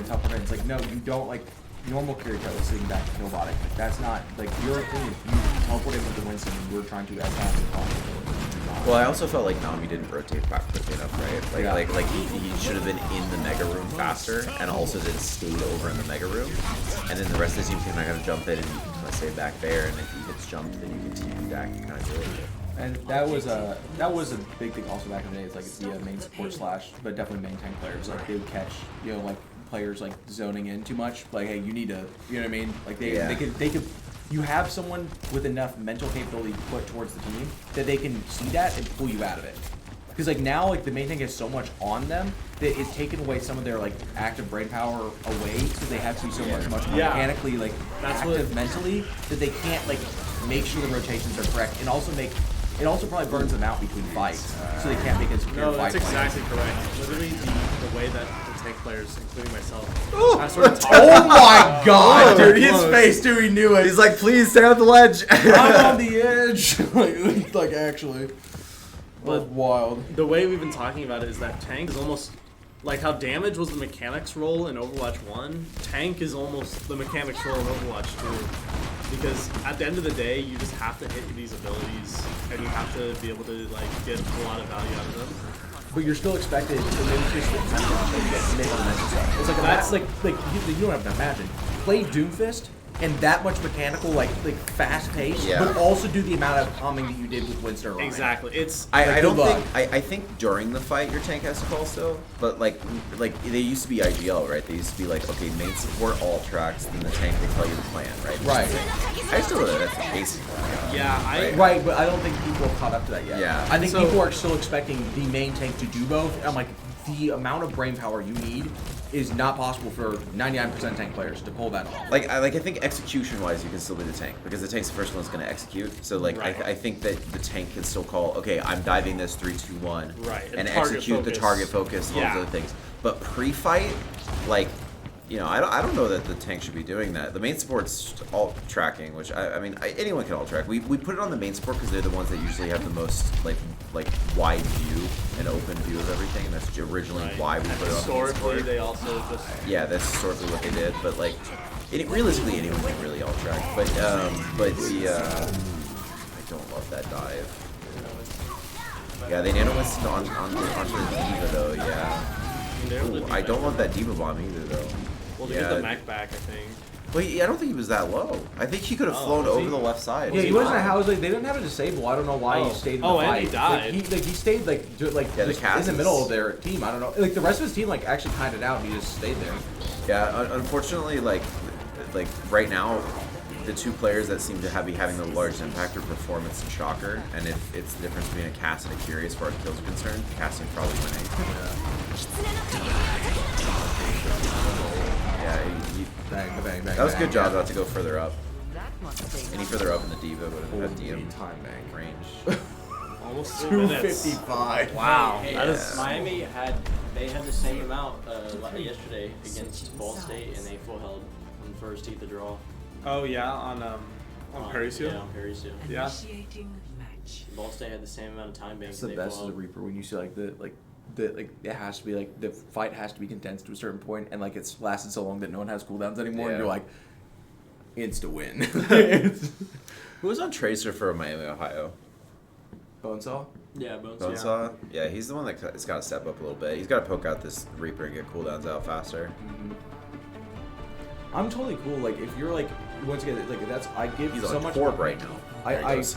Okay. I try like when I'm coaching to make my players their own coaches in that sense because like that's how you get like them thinking of swapping. I always tell them like once hey you're in the game I'm not. Like if you see something in the moment like you need to make that swap right and like it because what that swap means isn't what you saw at the moment. What that is all the game planning and all the stuff we've been learning as a team informing that decision.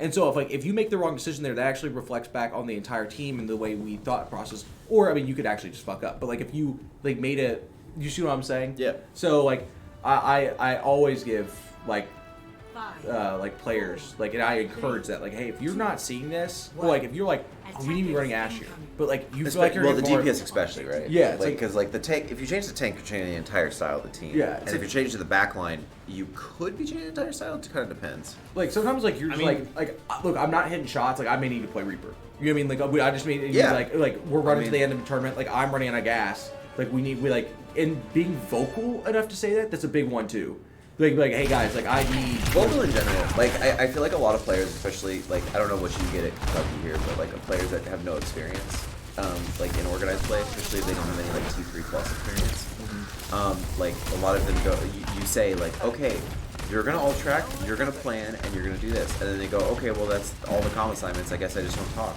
and it's like, no, everyone talks all the time. It's just that in those specific moments, those are the essential things that need to come out. Yeah, with UK, like, okay, so the vast majority of these players, so the way, like, it happened, like, last year, like, literally, like, we became the coaches, like, a week before, like, the season started. Yeah. And so, like, we were playing catch-up the entire season, and most of the guys that are on the team now were, like, two ranks under where they are now. So, like, they had no organized play. The only person that got dropped into the team, so what happened was, like, the entire team, like, rose up together, from, like, going to diamonds and going to like, which was really cool blow up, like, for the team to see that. But then we dropped in a contenders DPS player. Yeah. And that's Justin. Like, Justin played, like, he's, like, from Korea, played in contenders. And so we dropped, it was like, okay, now we have, like, the powerhouse to go along with the teamwork. And it kind of unlocked the team. Pretty, like, you know, pretty solid. I have, Sam and I haven't been able to coach so much this semester just because, like, I've worked and stuff, but, it has been like the coolest thing now because God, we ran ball dive like this tournament, dude. A year ago, if I told us to run ball, dude, I would have like, Yeah. we need single cell pump, like. Love to see that, dude. Yeah, he's feeling it. Yeah, he's feeling it. He knows. It was Blossom first Blossom, and he actually blossomed second, but Kira Rush made it come out twice as fast. We're getting the third map. We're getting the third map out of this series. Skirtle actually got that opening pick on the Reaper. Like Skirtle dealt with the main problem with the Reaper. They just couldn't follow that up. Yeah, he's just in the middle of the Kiriko rush. Okay, this Sojo has to be big. Like, oh, Well, oh, no. And they already invested in Primal, slept Primal actually. That's one of the things I love about DPS is that sometimes they can just make you right. You mean you made a wrong rotation, you did this wrong, but those make you right. I hate that actually as a coach. Oh no, as a coach. Yeah, I hate that totally. either direction. Like I hate it when like you did everything right, and then the row goes like in the smallest of windows. Yeah. Like with the Ryan like flashes the shield, bang! Like it's like I don't just like it when my own team gets that opportunity because I'm like, no, you did it wrong, and we're like, but we won the fight. I'm like, I don't care. Like, I promise you can't kill 4 every fight. that's the Hanzo problem. yeah, that's exactly why I don't like Hanzo. It's like, dude. God, they've hit this nano cast a few times, and it's like it's really Good. yeah. Like one shot Just got headshot, so much. one shot headshot plus really. the endurance, and it's like a small endurance buff, but it's enough to make him a little more viable. There's no way production listening to us. I want to know what performance was at all charge wise before that nano, because I think he was at like 30%. I think he Oh literally my got high God. noon. I off mean, of he it. probably was. I think he literally got high noon off that nano in like 2 seconds. Say, we got 4 kills. Yeah. And a right click. So. That's like.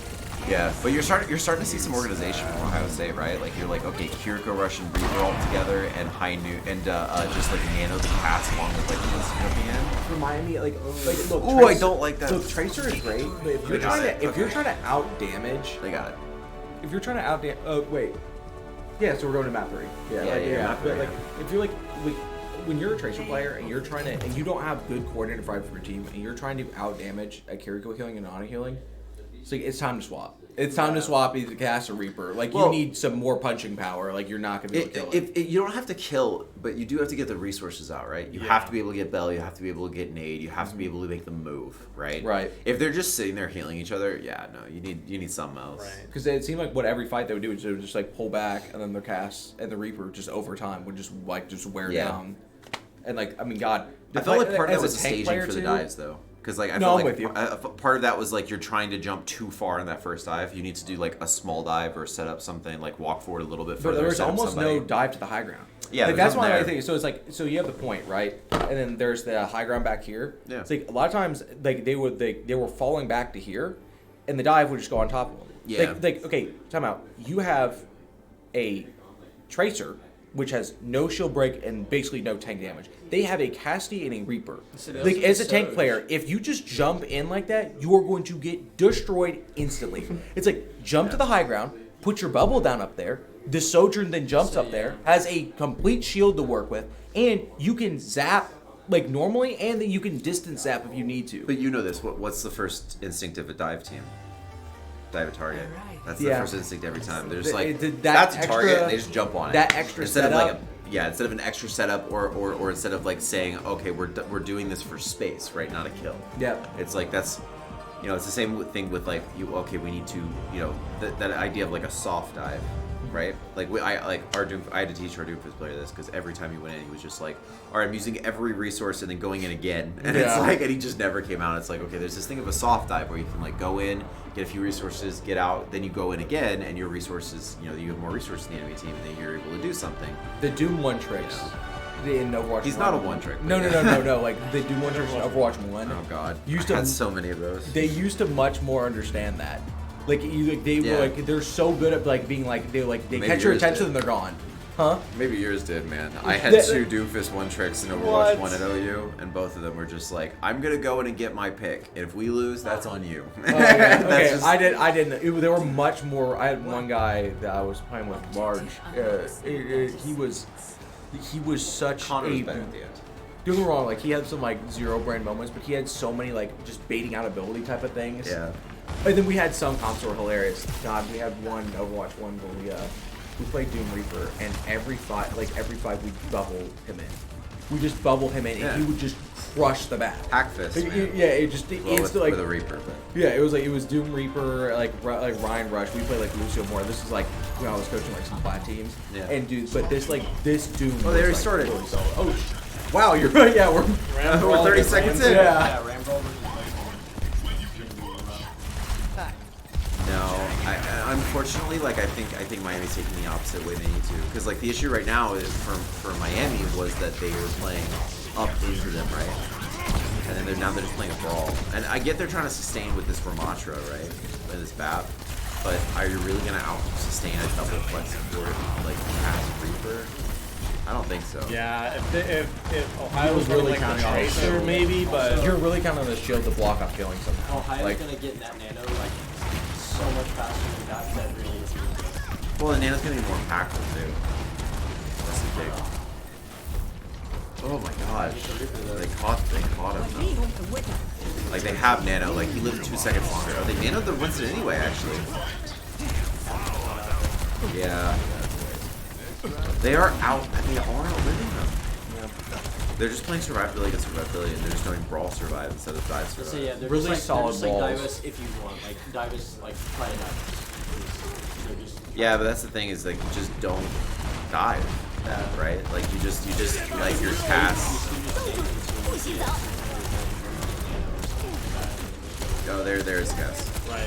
Oh, okay, there's Cass again. Like, duh. Nice. Yeah. Rolled to the other side where he couldn't walk. Did he deadlift last map? He might have. Wow. He might have. You know, he's really having a good game. Yeah, the first map they lost, I'm not. He kind of didn't show, but he's woke up since then. Maybe got some G fuel. Yeah. Oh, That was. yeah, McCree is one of those characters. nice shot. We have the annihilation. Yeah, just stay on him. No, go back. I'm leading production now. Great performances. There you go. See, just don't come off of him. Right on time. Oh, that Winston bubble on the raw malt. Okay, they broke He it. is able to, yeah. Oh, it's still going.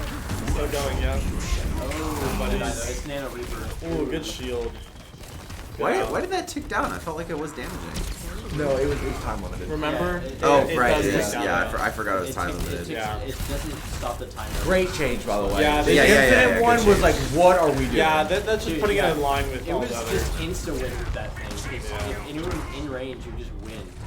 Dude, I don't know what time was there. They stole the bot. Yeah, they did.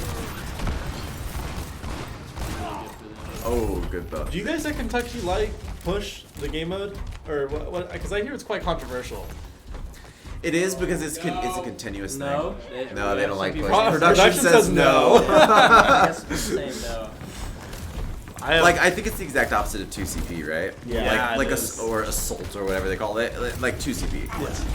2CP was like all team fights the whole time. You couldn't do anything unless it was a team fight. And it was so planned. And yeah, it Where was this is so just so structured. flow state. Like this Yeah. is all the flow state. And there's nothing to this. That Here's my question: why are we not on performance? There we go. He's killing everyone right now. This has to be a They deadlift. keep There's no stealing. way. They We have keep stats, stealing right? bot, though. They just keep We have stealing Well, bot. stats, yeah. Yeah, we have stats, 100%. I don't know if we're able to pull them up, or if like the main one has to. Okay, well the main one can let us know. This Jaybird might be throwing if he gets picked off here.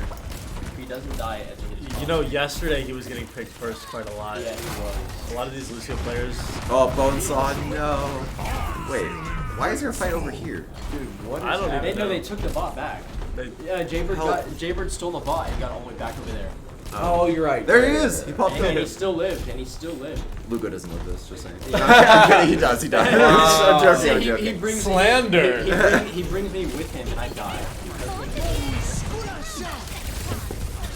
Good beat. Too bad before we see kill 3. Ready? 3, 2, 1. No, I'm kidding. Oh, production here's me up. Okay, but that was his nade though. Why are they beating it? Yeah, That was like zero IQ play. What are we doing? Miami There was did that- no reason to beating it. Miami did that a lot, but he stole the bot again. They still haven't gotten the like. They're Dude, stealing bots. it's Skirtle this time though. It's not even Jaybird. Yeah, they keep stealing bots, so they can't get progress. Like they Yeah. still haven't gotten. Dude, that. that's got to be annoying. okay, the question is like the late spawn from Skirtle versus the progress denied. Like, is that enough I value? watched. It was I think stage 1. I watched the Shanghai Dragons lose almost every fight against Seoul Dynasty and win on New Queen Street. It was just because of stealing the card. It's actually nuts. Like if you can do it correctly and pull it back far enough, like you absolutely. They said they just now got the lead. The lead, yeah. I'm gonna need lava to stop getting kills. I want to see a. Like they've won deadlift. 3 fights and gotten like what, There it is. 10 meters? You know what I mean? They said this and they just now got the kick. I think it's a viable strategy if the other team isn't playing on card. But like, if they're playing on card, I have nano this yeah, time. you know. I think I'll have No, of course, but it's having the wherewithal. Hey, where's my nano on performance? What is this? Nano Winston. You can't one shot. See, it doesn't even work. maybe that's Just not nano bot. performance. You know, that's something we said when we first started watching. Yeah. Overwatch 2. Like, we were in the playoffs of Overwatch, like Yeah. of the last OWL season, we were like every time that you nano tank, it was terrible. Every time you nano DPS, it worked. yeah. The tank already is gonna live forever. But that was the opposite of Overwatch 1, wasn't it? Like you just Yeah. never knew Yeah. DPS. Like Yeah, because tanks were not deniable. I say all tank was just so overpowered. Like you could just walk on anything you wanted.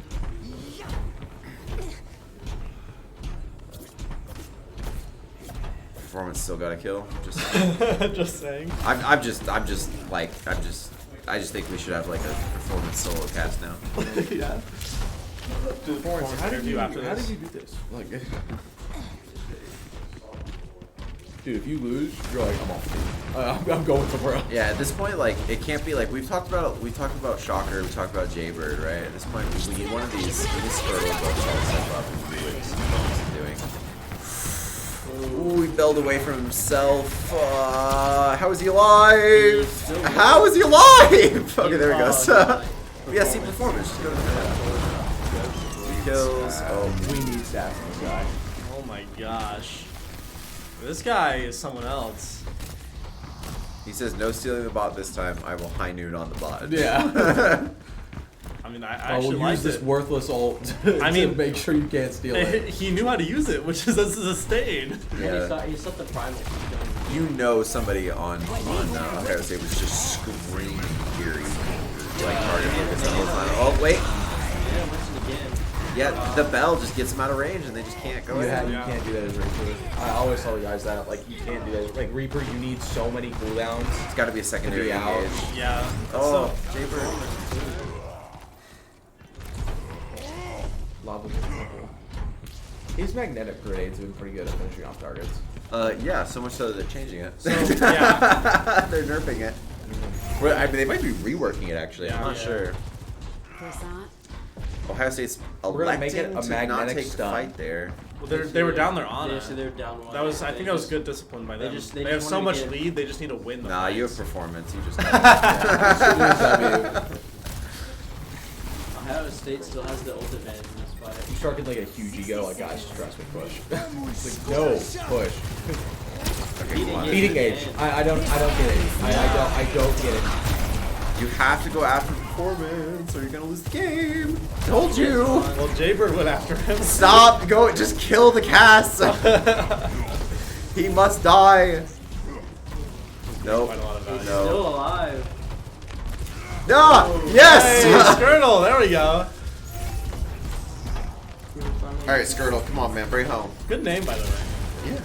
I don't even. We don't actually even know if it's Skirtle. It could be like Squirtle. What if we're like bouncing on? We have players like that. Jaybird. Dude, Jaybird's doing his best here, man. Like, I gotta give credit, dude. Shocker and Jaybird, this backline of Miami is really trying to break this home. yesterday he was trying to make plays like this, but he kept dying. But today he's like actually calling for win them. Yeah. So You guys just aren't You ready got a for this good night's comeback. sleep. You guys Yeah, just aren't ready so- for this comeback This right comeback, here. this overtime. All right, wait, how much are they down? But then they're gonna say Okay, that- they have to push for 75 seconds straight. yeah, fun fact: every meter of push is 1 second. Oh. Wait, that's okay. You gotta kill the cast though. He's going nuts. You gotta kill the cast. You gotta kill the Oh. cast. You gotta kill the cast. You gotta kill the cast. He's Oh, dead, he's dead. It's about the map. Kabunga Kabunga Oh kills my, three. that was a Wow. great This is fight by still a him. little bit dangerous. Okay, got 4. Okay. Kabunga is screaming. He hyped. Okay, that was the momentum shift. That was one of the. That was actually the momentum shift though. That was about- a fantastic. So they're about to cap, so we'll get to the closer spot too. Yeah. That was the momentum shift right there. What's the ult economy look like though? Oh my god, needed to step up. The tank You know, player. unironically, Nano versus High Noon. That's not a good ult. And Ohio's been up on ult. Jaybird Primal. Jaybird needs this beat now. yeah, like yesterday. Oh, too late. that's not what you need. Yeah. Too late. Yeah, it's Oh. Wait.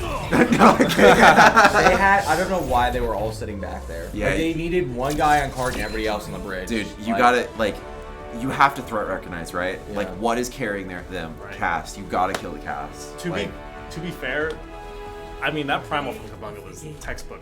Oh, yeah. No, that was great. Perfect. That was Like- great. It's straight up. That like, was it good momentum shift. Yeah. It was the fearless thing in the finals. It was like fearless. Yeah. Go kill Prophet. Or Yeah. not necessarily even kill him, but No, just the whole team. It wasn't fearless. It was Yeah. the whole team. Yeah. That was Just literally slow just him like, down. go. They just like kill proper and you win. That's it. Yeah. That's what it's So who they play? Who do they play next? the loser of Converse, Maryville. Okay, so that was loser semifinals. Well, actually, that might be close. Huh? That was loser semifinals, technically. Yes. And then the losers finals. So they'll play Converse, and then Converse might reason, win. okay, the reason I think Converse might win is because of how late all the Maryville boys were out drinking. They got thrashed last night with Sam. Oh. I mean, like Sam coming in calling clutch for people. Converse. Dude, Sam took them around town. They no, we know for a fact their two main tanks are like dead. Like right now, Mikey and Falls, dude. They were going hard. I don't want to disrespect Converse because they are a very, very good team. Like I don't want to disrespect them, but with all due respect, I talked to Quick yesterday, and he thought like it was like a 10% chance. But I think I would give them 10%. It's 10%, and then now you have like their players are like probably. Don't I care would as only much move that up to and like pretty 50, hungover. But the thing is, I would only move that up to like 20%. Yeah, I know. It's like what I'm saying though is like, hey, 1 of 5. I'm like, I'll take that. I mean, I could give them 20%. No, I could give them that. It's in the realm of plausibility. Yeah, 1 in 5 chance. I could give them that. we need to make this BCast thing a permanent thing. Well said. Well said. Well said. What a great production We name. need. Yeah, that is. We need to make I've actually this seen that a movie. regular thing. Like this type.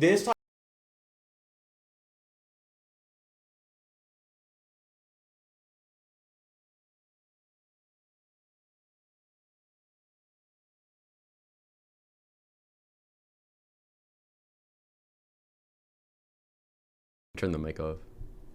You got. Hello, everybody, and welcome back to the University of Kentucky Spring Overwatch Invitational.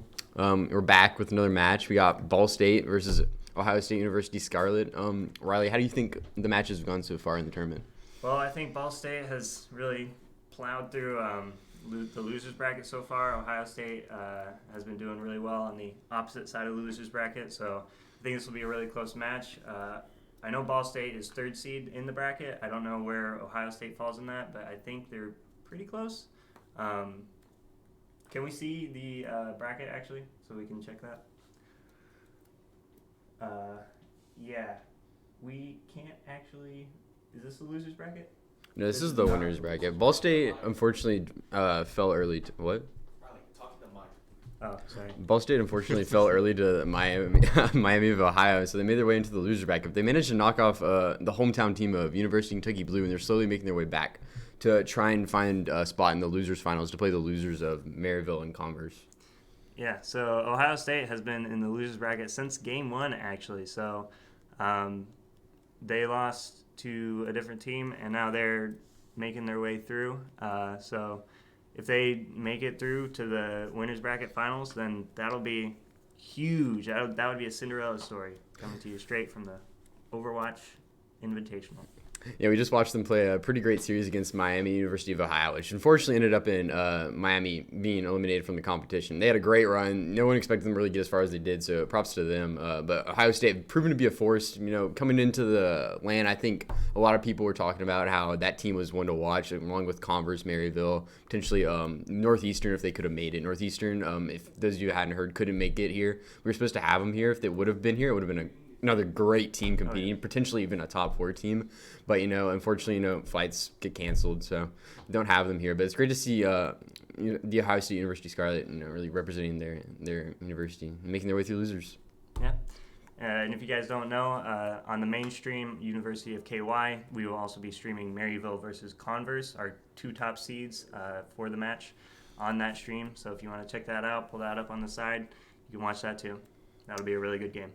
Yeah, I feel like coming into the LAN, even from day one, there was clear tier breaks among all the teams. In my opinion, at least, there was the bottom 6, and I thought there was a tier break, and there's your top there's the 8 above that, and then there's the tier break, and you got Converse Maryville. Converse Maryville are just so good. They are just so much. They look much more practiced than many of the other teams here. And I know that they probably have a lot of scholarship support. They can get a lot of really good players. That's props to them. They do a great job supporting their own programs. But it's really impressive watching them come here and put on the display they do. And it's nice to see that they're coming out here and supporting these LANs because it takes a lot of effort from a lot of the staff around here. We don't get scholarship support for our Overwatch team or any other esports team, so it's we put a lot of effort in just hosting this event. It's nice that they come out and support it.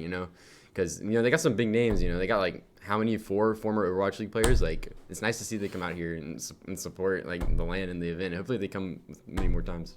Yeah, and we want to give a huge shout out to people that support LANs like this, like Samito. We got UPS Jobs coming in to support us, Gen G. We want to thank everybody who's make these LANs possible. And these are really enjoyable events to put on, and we're glad that we can have teams here and we have the prize pool to support those teams as they continue on on their careers.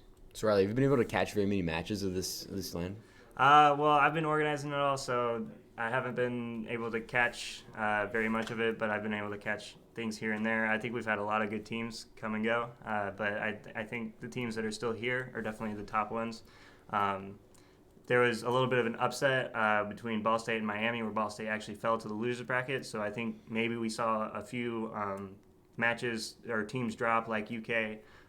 There was Blinn that dropped going against Ball State. That happened a little bit earlier than maybe we would have liked to see, but things like that happen in brackets all the time. So, congratulations to Ball State for making it this far, and we're excited to see what happens.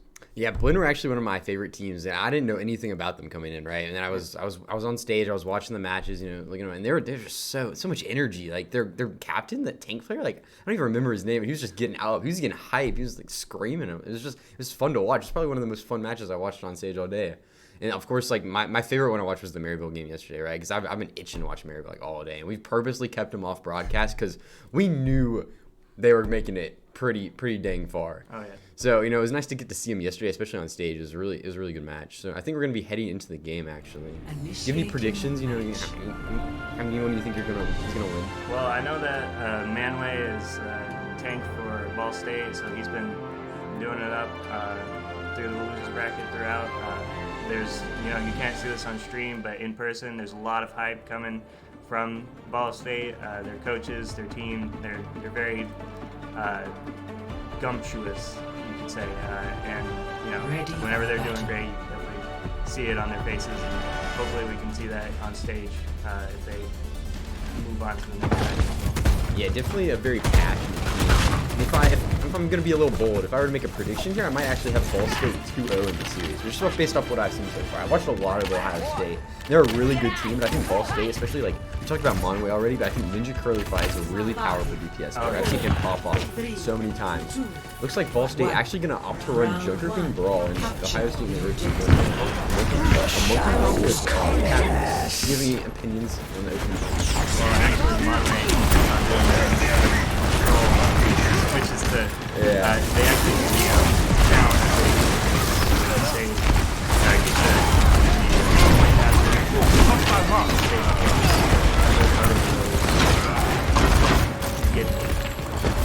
yeah, actually, I like the Ball State comp a little more here. I think that the Nepal maps are pretty more favored towards winning Brawl and team comps. When you play the Reinhardt instead of the Monkey, I think that it just Reinhardt, especially with the BAP, with the recent BAP buffs, I think it makes that Brawl comp, like that core, extremely strong. You see they managed to get the point cap, and that's what Ball State are going to play for here. They're going to play to keep touching point 8 because Ohio State University comes in with this have them explode on themselves.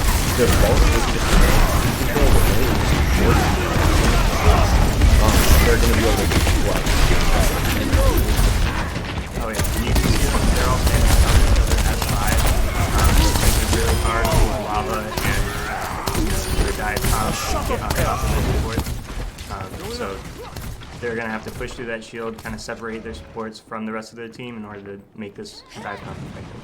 Yeah, but unfortunately Lava dies there, so we're going to see a reset for University of Sky. Looks like they're going to push the high ground, essentially, maybe baiting it. It's worthy to note that this Ohio University comp is actually a Brawl composition, right? You don't really see a Lucio coming with the dive comp, so it's actually going to be a Brawl comp, especially when they had the Reaper cast. And those characters who dive, we're going to try and get them into the Brawl, and we're going to put that Brawl profile, but it's not as strong as the Lion Brawl. But they can play it right, and they can get a lot of high ground. So that's what we're going to look for here. As you see, once again, we're kind of forced out by Ball State. Ball State are putting it on a lot of ults here. Like, they're looking to hold pretty strong. But we have the carry ult from Ohio State University, which is probably the best ult in the game, like, currently and in this match right now. So we'll see if they can make something out of it. If they start rushing this play. Once he dives on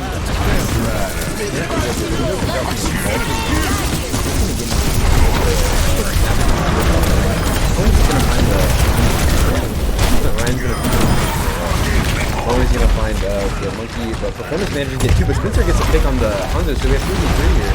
Ball State still control the point. This is what they've been playing for, right? Even though they lose some picks early, they managed to keep control of the point and punish Ohio State. try and make punishing plays. We're gonna see the Blizzard come out on the point to try and zone them off. Ryan solo shatters the ball, and Ohio State looks like they're gonna drop the first point. Oh yeah, Ball State I think played this very well. They moved together as a team. They didn't allow Ohio State to get any of that space that you're talking about. So very well played by Ball State going into this first round. It's something to note for these control points is the first point is the most important fight of the entire map, okay? Because if you get control of the point, your map win rate on that first fight skyrockets tremendously to about, like, potentially like 70% if you win the first fight. So the first fight's very important here. Okay, it looks like we're going to see Ohio State opt to go more towards the traditional brawl with the Ryan and Casimir and the Bap Lucio. Ball State, I don't know if they're trolling, so I'm not even gonna talk about the team comp yet. But maybe they're just gonna shout out a spawn and swap to the ball. So we're probably gonna look at a brawl mirror here. It's gonna be about the Maywall. Who gets the better Maywall? Maywall second. It's gonna be. I think it's more interesting we have a mirror personally because I think it's like more of an output. It's the same comps about like you have this character and that character. It's about who performs better. That's what I kind of like. That's why I like. It's like Ball State in order to close it out. Very popular.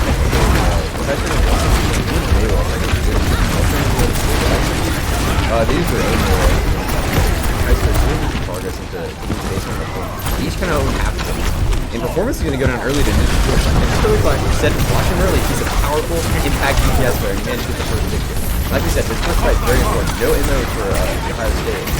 And Ball State. Looks like Ohio State goes back to Ryan goes down, the rest of the one ball goes down.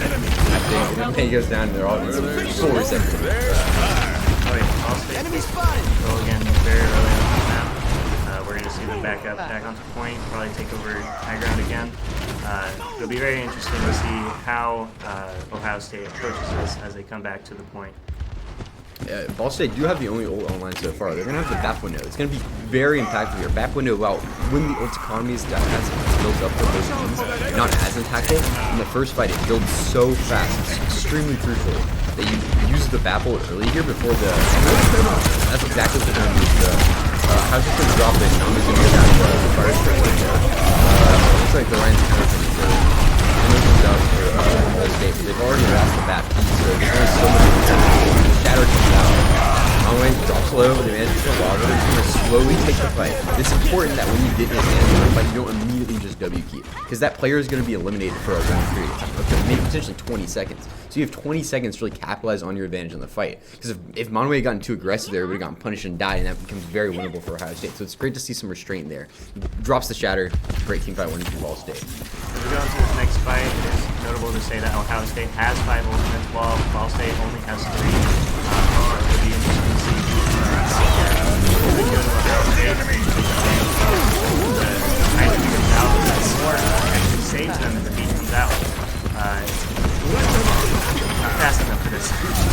Massive ult fight here. We see Ball State pop High News, Speed News, Beat, and Blizzard.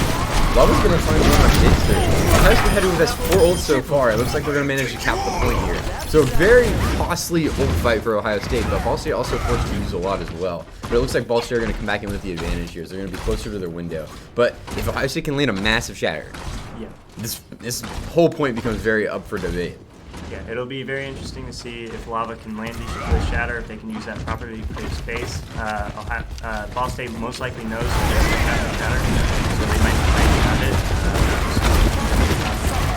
Yeah, it looks like Ball State is going to drop down. He's trying to make the run. He's still the shatter. Lava has very low skill. He's going to find 2 with the shatter. Esky manages to find the Lucio. Ryan counter pinned down, and performance is going to clean up off the great shatter. Cassidy's trade, and Ohio State comes out on top.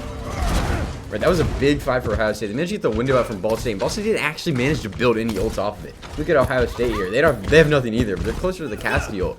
So Ball State are actually in a kind of a rough spot here. They're gonna take a fight fast, try and build for their shadow. They probably know that Ohio State have no ults, being which they used for that one fight and one just now. But it's trying times for Ball State. It looks like they're gonna try and come fast. Moe needs to build the shadow. He's gonna make it run with Maywall's coming out from both teams. No, he doesn't manage to build the shadow. Ryan Shield goes down. He's gonna find the BAP and the Cassidy. Maybe will come out from Emo comes out from both sides. Lucio goes to try and capitalize on the tether. Only finds the Reinhardt. Itzer goes down for Ball State. But Ninja Curler for manages to find one. And 2 picks come out from Ohio State here. Nami and Performance each fighting the find the DPS for Ball State.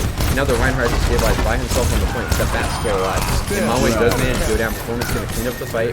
And what a fight from Ohio State. Wow, yeah. That's very impressive. They managed the shatter with the Immorts, but Ohio State was able to pull through because the DPS were able to stay alive. As we go into this next fight, Ohio State has the Blizzard, almost has beat, and Ball State has the High Noon, almost has Blizzard and Winston. So Ball State will have the Blizzard. And Ohio State has the This is a big Blizzard from Spencer. He's going to be able to find the payoff here. He saw the ice block come out early, manages to punish his wood field. This is one fight win all. He means all territory, right? It's okay to use it looks like BSU is going to overpower the field. Line 2. It's not over yet. Looks like great spell coming out from Lucio. They managed to get it to overtime. Monway manages to find Performance, and it's just going to be a cleanup fight for Ball State at this point. Tracer manages, gets walled off, dies, and yeah, that's going to be Ball State map. well played from both teams in this round. Ball State did take the first game, so this will go to Ball State in a 1-0. Yep, and let's see. It looks like Monway's going to get the play of the game here. I don't remember anything specifically about it. I remember the other Ryan Shatter. Let's see what he does. Oh, yeah, it's the solo Shattering Fin on the log. The clean up from the end of the first one. And it's just a great performance from Ball State. They seem to be really comfortable on this Reinhardt comp. They opted to run on both maps. Ohio State, maybe not so comfortable. They started out on the Monkey comp, saw it didn't work, so they decided to opt to the Ryan comp because I think the Ryan comp is going to be universally pretty much better on Nepal. That's what most people seem to be running. So they try to play it. Maybe that's not their strong suit, but they do get the next map pick. So it'll be interesting to see where they take them. If they're more comfortable in a dive composition, a ball composition, you might see them take them to like some map that'll be more powerful, or the brawl will be extremely weak, and they're going to try and force Ball State to play something else because they're just going to probably assume that that's the Ball State comfort pick. Oh, yeah. It is. Monway on that Ryan is very powerful. They do communicate very well and move together well in that comp. So trying to take brawl into brawl against Ball State will most likely go in favor of Ball State again if we see that. Yeah, it's gonna be interesting to see what they choose. Duty breaks. I mean, I thought it was just a well-played match. I don't have anything else to it. The Ball State, they came with a solid fight plan, team plan, and they just executed well, right? Like, we saw the second point get kind of close, but it was pretty dominant from Ball State throughout. Like, they had first control of both points, and then, like I said, like, when you get that first fight win, it snowballs into a map win eventually, or a point capture, and it's important to see. We might be able to see Ohio State come through if they can find a map that really works for them, and they've really worked on a lot. I'm sorry, Wilson. Well, now I've lost my train of thought, but we're really looking forward to this next match between Ohio State and Ball State. They are going to Blizzard World, so we'll see maybe some more poke coming out from Ohio State if they practice that, but okay, Blizzard World.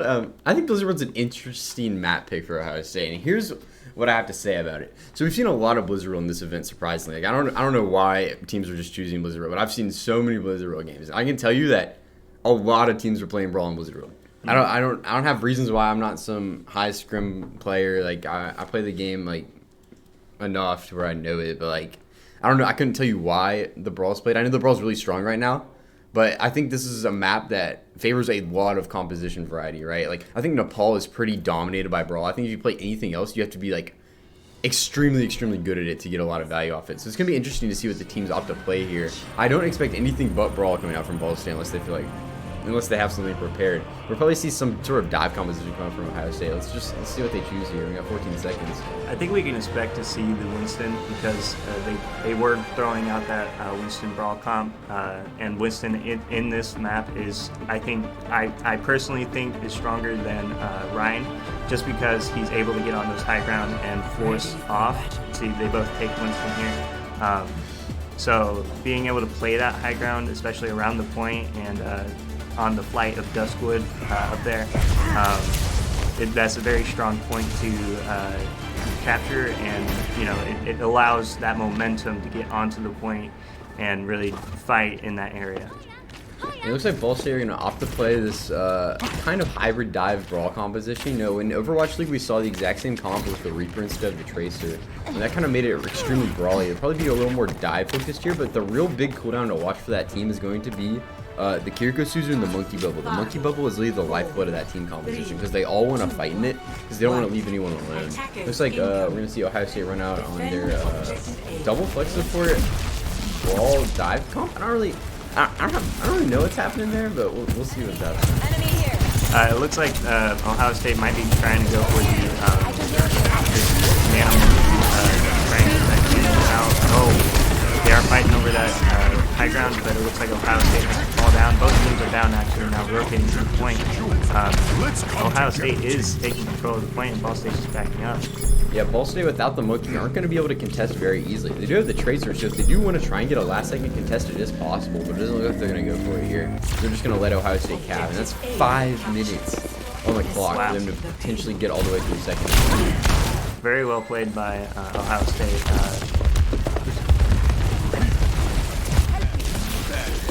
Doing a little swap in. Looks like they're trying to hold this choke here from Ohio State kind of just playing back and forth, trying to get the card up. You can see Tracer playing around the corner, trying to find a way onto the back line of Ohio State. Getting some good damage on the Kiriko, but Tracer manages to force a lot of cooldowns out of the Kiriko there. We saw the TP as the Kiriko came in, so he sees the Suzu as well. So he's going to communicate to that team and potentially use the hard to their we do have Bulls almost coming up. We almost have high noon on the side of Ohio State. You might see that as it comes up to try and put this fight. No one's on card right now, but they are trying to fight over for control on this high ground. Reaper getting really low there. Performance getting the take on Spencer. That's huge. It'll create a lot of space for Ohio State to push this card up. So we'll see that move up as Ball State regroups near their spawn. Yeah, Ball State did lose both DPS earlier, so they're going to swap the Tracer onto the Cassie. Cassie going to be a little more sustainable. Probably help the We're going to look for engage on the Ana and Luna kill, but the counter attack from Ohio State is going to find the Sojourn. We're going to trade Ana for Sojourn. Ball State did invest in Sojourn. They're going to be able to clean up the Reaper and the Kiriko as well. It's only just fine team up with the Cassie. Lava's going to find one to the looks like the high noon loop. It does this. He's just going to go back to Park for I think Ball State does come out on top there from Ohio. They did use several ults. It looks like Ball State still has Pete and almost has Sojourn coming up, but Ohio State has the Sona, which they just used, and the Reaper ult coming up too. Yeah, Ohio State's going to get Ball State off the high. Kind of like the high ground on Blizzard World second for such a great advantage. If they can back up really far on it, if they try to spread a wall on it, using the Kiriko, it kind of just gives them the space to pretty like deciding. Only manages to both the first one for Ohio State. Crazy fight here. Looks like only the Monkey left for Ohio State, and looks like here's the Monkey left for DSC, and there's the Monkey in the fight. 3 minutes still on the clock for Ohio State, so not out yet. But it's been a great one so far for Ball State. But all Ohio State needs is one fight to cap this win, start making progress in the third. Right, and I think if they focus more on getting this Winston down on the side of Ball State, that would be the transition that they need to this point on to the next phase. Yeah, it looks like Ball State also going to keep the swap to the Zen. The Zen is that Lucio's a little bit greedier, right? Because it gives Ohio State kind of a target to go on. The Zen is generally pretty weak by himself, especially with that break. So dropping to it it's what I call greedy, right? Because they're getting the disco which means this guy is so strong. You see performance goes on early things like that. But if Ohio State managed to close the distance onto that Zenyatta, it could potentially be extremely punishing for Ball State. But while there are no ults at play, it's very good to have that Zenyatta because the Discord orb is just so strong because there's nothing that can really overcome. But Ohio State are going to have about 3 ults this fight. They're going to have Nano, High Noon, and Monkey. We'll see if Nano just doing it. He's going to go on the Zenyatta. He's going to get close out. He does find performance with the High Noon. That is the High Noon down for Ohio State. While we're going to get back on the high ground, he's going to invest the primal as well. He's going to get hit with a ton of damage and just die. That's a big fight loss for Ohio State. They invest the Nano and the Monkey and they don't get anything out of it. No, only the High Noon came out from Ball State, which is generally an expendable ult. It seems like that Zenyatta Discord came in really handy there for dissuading the Monkey. I think it was the Monkey kick, or the Zenyatta kick that knocked Monkey off of the high ground to save the Zenyatta. And there's a great feel from Ball Street as well. Kiriko comes back to help the Zenyatta because typically into that Monkey dive, he's going to survive like legitimately a second, just pop and explode. So the Kiriko feel there extremely crucial. They're probably waiting for it as well. They just pop the Suzu on the Zen, he's going to kick someone to a high ground and the fight. He's going to get bubbled off by Ball State. And it looks like they're just going to try and take out the Monkey. Cassidy does fall. Lava goes down early for Ohio State, so it looks like Ohio State are just going to have to back up their movement from actually the pro. It does not perform too well.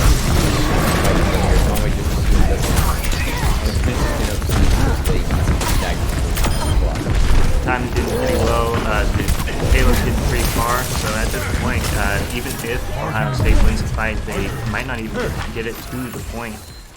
They might have to win a second fight as Ball State respawn if they win this next fight. It's really going to come down to that fight where they're choosing to invest the Nano and the Primal, right? Ball State managed to have both support ults online, two of the best support ults in the game. The Kiriko Rush and the Zenyatta Transcendence. The Kiriko Rush is going to make it so the full power Ball State amplified. Don't even choose to use it. The Zenyatta is just going to make it so basically they can't die. They're just going to be able to killing machines. But Ball State can choose to invest the Kiriko early and you're going to find 3 kills. The reroll does come out from Ohio State, but it's not going to be enough. It looks like Ball State are going to be able to hold that second point. So that is the end of the attack round for Ohio State. They got it 107 meters. You can see at the end there in that last fight, Ohio State did opt for the Widow to try and pick off the backline, the Zenyatta for Ball State. But Ball State did just kind of swap to that more dive side of their comp that they had, and they just found them in that room and just rushed them with the Kitsune. Yeah, and it was worth noting, Ohio State did have 5 minutes and 50 seconds to go through that entire point. Ball State, impressive to hold them that long. And Ball State are only going to need to make it just about, capture about 2 points, right? Like 2 capture points. It's very doable on Blizzard World, but also very doable for the defense of Ohio State. Blizzard World first is not known to be easy to cap, right? I think defenders have a great high ground to play on both the beginning and towards the end, and that point's really easy to hold if they can play it right. Looks like Ohio State are going to come out on like an anti-dive with a Torbjorn, which is interesting. They're going to play a Torb cast, which is traditionally like a pretty like tanky backline. It's gonna be hard to kill both of those characters. Probably gonna choose to use both of them to help defend the Ana more because they want to play the double flex with the Spiritual Ana, which gives them 2 big ults to use in fights. And the Torbjorn also gives them just a lot of control of the point, so it'll be interesting to see how they try to use the Torb to control that high ground as well as the point area. As Ball State comes in, which we can expect to see Ball State come in really strong, especially with the Winston Tracer going straight to that backline and trying to whittle them down. We'll have to see if any adjustments come up in Ball State once they see this forward cast comp. It's going to be pretty hard to dive, but if they can play right, they're going to be able to definitely find some value here. So they're just going to choose to take the close high ground, or they're just going to choose to rotate around statue action. Monkey's just going to look for like a soft engage here. He's going to notice the field early, so he's not going to just hard jump, knowing that the field has all his cooldowns on his first. Commit and punishment. Looks like Ohio State are actually going to be aggressive here. They drop Monkey bubble and forward spot. They're not going to find anything out there. They're only the first one to go down. And it looks like Mongo is going to jump onto the back high ground, trying to force some other cooldowns as well. And it looks like one of those cooldowns is used from Ohio State. We're going to see Ball State trying to progress on the point, but unfortunately Mongo is trying to make it. Spencer on the right side, he's going to get poked out by the Torb, which is just going to exist. But this is kind of what Ball State want, right? Like, the first fight, especially with no ults into a comp that is, like, pretty against what they're trying to play, they were just trying to play for setup, right? They're going to get their Tracer set up behind early, which means that once they come into this next fight, they're going to be able to fit the Monkey, which is proved to be deadly. They're going to use that, just that. They get onto the back higher. Creeper drops the low. Ninja Killer is going to go down to lava. Yixter probably next. Ninjas to make it out. You see Monway targeting that honor pretty heavily. Creeper goes down as well. They're probably not going to have Yixter does some performance though in the end, but Monway's going to be able to potentially make it out, but all players go down for Ball State. Yeah, this is very well played from Ohio State. That was very good defense, hold of the point. Good performances, picks on and damage onto Monway have been very strong in both of these fights so far. Ohio State does have Nano and High Noon and almost Monkey Ult going into this next fight. But Ball State does have some zoning and a couple ults coming up soon. Oh wow! They use the Nano cannon on just to stop them before he gets to the point. So Ohio State has a very strong hold here, using only Nano to take out 2 and delay that next fight. Yeah, but not all bad for Ball State, right? Like, they didn't use any ults, so they actually got a positive ult economy trait. Like, Ohio State do have ults coming up, especially we see 3 ults with the Primal, High Noon, and the Tour of Multi-Tour. But if you doesn't really impact the Ball State, do drop it. The Molten Core does come out to try and get out the Ball State backline, but it's not going to do drop rope, the Ball State though does get in pretty up close and personal, and they manage to find the Ana. While they manage to spray out the try and back in, but 2 more picks also come out from Ohio State, and they manage to put the 3 as well. It's just gonna be the monkey left again for Ball State. It looks like he's just gonna die here. That's another big win for Ohio State. They only had to use they used 3 ults. They used Torville, Kirigol, and Castle, and they managed to win that fight. Kirigol came out for Ball State along with Monkey Ult and Beat. Yeah. But it's not going to be enough, and it looks like we're going to see Monway swap to the Diva here. Diva going to be able to mitigate the impact of a lot of projectiles from Ohio State. And the Torb shotgun and the Cats on the right plate are doing so much to the monkey they can't survive as well. So I think the Diva is actually a pretty good swap here. They only have the High Noon and the Rift though. We're going to see like potentially Ninja Curly try to get something big here with the Overfire. It's probably going to be the one to watch. If he manages to get big impact, maybe up on the high ground pushing early. I think he's going to wrap the corner. Albert is going to get on the corner and hold positioning. Energy throws right there, gets the down early. It's going to be the cue for Ball State to get the pressure down. Looking roughly for Ohio State to manage to force them in out. To go into the Ohio State back line. Left behind. Nami dropped through those, just managing to find the Ana. This fight just became crazy winnable for Ball State. Torb goes down as well. Spencer, big impact player here. Ohio State going to be able to find 2 picks as well. Looks like they're going to be able to hold the point. Outside not even hold the space. Spencer manages to get the touch. It's not going to be enough. Here goes Kim. Zerberg manages to go down. Goes down as well. It looks like Ohio State just going to be able to hold Blizzard. Oh, tracing around the point, delaying just a little bit. See if they can get anything on the point. Tracer's actually going to live for a while, actually. Lucy's on the point next. He's going to die. I don't think he's going to be the Diva. Yeah. Long spawn for Ball State. It's probably going to be all she is.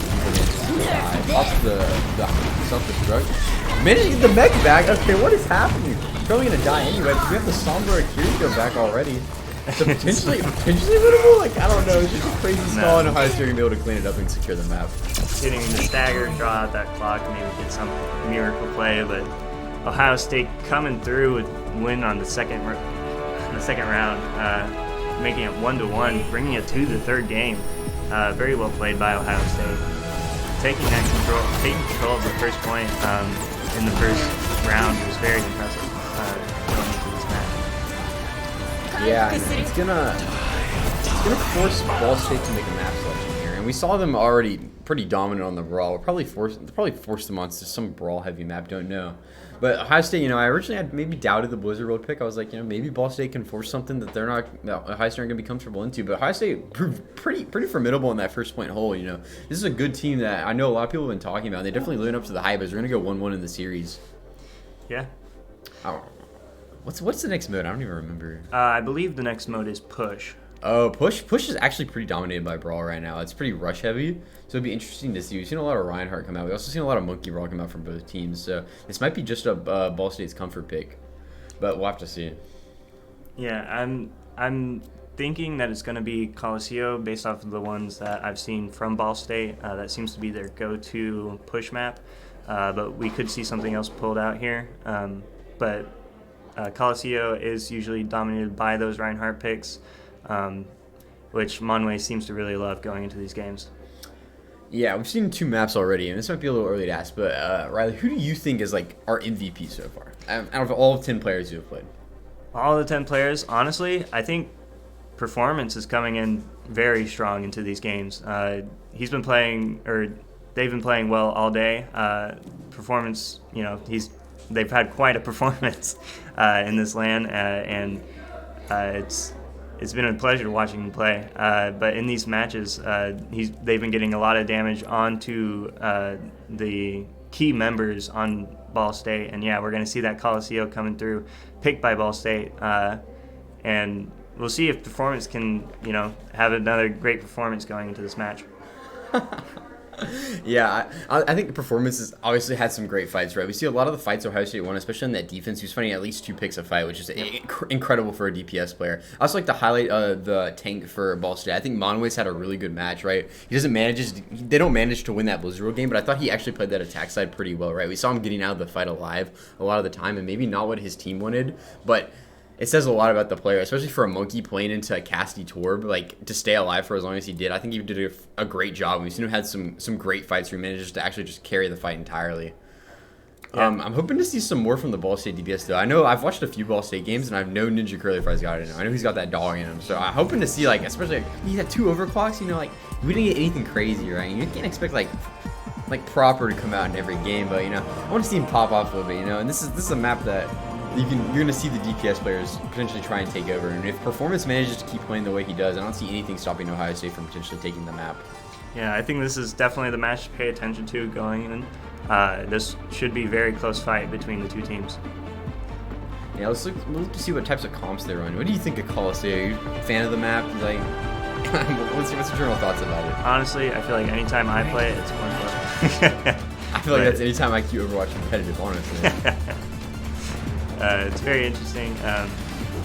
We can see Ball State picking up that Reaper immediately, kind of calling that Winston pick from Ohio State that they've been very comfortable playing in these matches. Looks like we're going to see that Grand Finals team comp come out from Ball State here from Overwatch League. It's going to be that monkey brawl that's proven to be so effective and so good. Ohio State are going to keep that adjustment thing. If they keep with the double flex with the cast torb, it's going to be super effective in mitigating the dive potential of Monway and Ball State in general. So we're going to see if that continues to be effective here. While we're going to look at a posture here, first part of these 12 stage fights are going to be all about post shape. Your team has great post, really coaches back and forth. One team's hard to so you're typically just going to get slammed. This is such a long corridor, it's so easy to run, it's just going to be put out. You can see Spencer here, not even going to be shooting, he's just going to be standing behind the corner waiting for Ohio State to potentially jump in onto the cart, and then try and get people with his shotgun. Going so hard in the first fight here is just so worth. We can also see on the side of Ohio State, they have the same setup further back on their own side with the Corp turret, and Corp just standing back trying to get through both. Sojourn is charged here, might be able to get a good shot on the back line of Ohio State, but they're just sitting around this corner taking control of this cart, technically in the lead. Nami's going to find a nade onto the Ball State backline. Looks like there's well much flanking. It ought to be not able to find anything. The minute's already passed here, and we're going to see 3 moves of Ball State. Ohio State haven't lost anyone, they're still right there. It's going to be such a grueling long fight. It's even going to be whoever builds the first goal here. This performance coming up on the cast deal. We also see extremely fast on Ball State. The carry goal is coming up extremely fast. If they can get that up in the next few seconds, they're just going to be able to pop it and roll over to Ohio State. Ohio State's going to back out before they have the opportunity. The free goal doesn't find so early, but definitely not lost for Ball State. It's really careful though. You're going to see Anthony coming out on the Monway. He's going to push it back up, but Lava's going to jump out as well as he flips out. Spencer's going to be able to find performance, so 1-1 trade on both sides. We're going to see a big shot out, but Trigger's going to be able to find him. As he does go down to Monway though, it looks like Ball's getting the advantage. Yeah, it was a very close fight coming out from both sides. Both teams only were used. But Ohio State did have that overclock coming in from Sojourn to get a pick on that back line. So without healers, Ohio State were just getting chipped away and had to back out. Yeah, Ball State gonna have the Monkey Old Reroll and Reroll here, so definitely not out of this next fight. But Ohio State also have their Monkey Old Catfield and Foothold as well. I think this still slightly favors Ball State. I think the Reroll is a little bit more of like a spin conditional, as I call it, right? You can get a lot of value out of that Reroll if it comes correct here. Just in anywhere you put it. So I think they need to see what they do here. Ball State is going back up here. You have full bot advantage. He's gonna go aggressive off the reroll. Why don't you just find here goes down and all Ohio State is already dead. Wow. What a fight from Ball State. Basically Ohio State just fall apart instantly. And it looks like we're gonna get a lot of cartridges from Ball State. We're going to be able to cap clutch that. Yeah, that was very well played from Ball State. They're going to get a lot of push on that. Maybe even get the close spawn coming up here soon. We'll see if Ohio State's able to get on the point. Getting invited.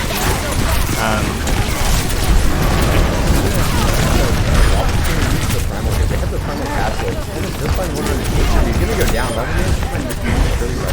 going advantage to Ohio State. Yeah, it looks like this is going to be able to come up some regular starters down. They're going to be it's like going to be a pretty dominant fight win from Ohio State. Yeah, very well played by Lava. There was some good juggling in there. Monway's making the escape right now. And he's playing Nami late. Oh yeah, that stagger is going to be huge on the side of Ohio, or on the side of Ball State. They might just be able to get back in time, make a 4v5 before Honestly being able to get back. Honestly, probably aren't going to let that happen. It looks like they're playing really slow here, waiting for their Honor to get back. No, it's probably not winnable without the Honor here, especially because that's the only what happens. Ninja Cody is just going to be looking to build the Overwatch here. No ult's coming out from Ball State, so potentially they're ult tracking Ohio State's right here. They're going to Nano. Going to try and bait the Nano here, potentially the rush as well. And I'll manage to build those top of the I'd be perfect now if I was Ball State winning if I could top ults and just lose the fight off of it and potentially build our own ults. It looks like they're back up, continue poking, trying to build ults. Yeah, Ball State still has room to move. They have quite the lead still. So Ohio State's doing their best to create space here and to allow the bot to push. But Ball State isn't having any of it and pushing back right in return. The Lucio coming out and giving them that ability to push forward. And, Tone on the Ohio State really coming through. Performance getting the pick on Yakester and the Nano landing on Monway. That was huge from Mana. They're pushing him back, and Ohio State might just be able to take the lead here, coming out with a huge win in this final match. I didn't even notice Ohio State swapped to the Reaper as well. They were on that tour run at the start. Looks like they didn't like the value that they were quite gaining off it, so swapped to the Reaper, and they managed to build the Death Blossom pretty fast here. This is going to be scary territory in this world.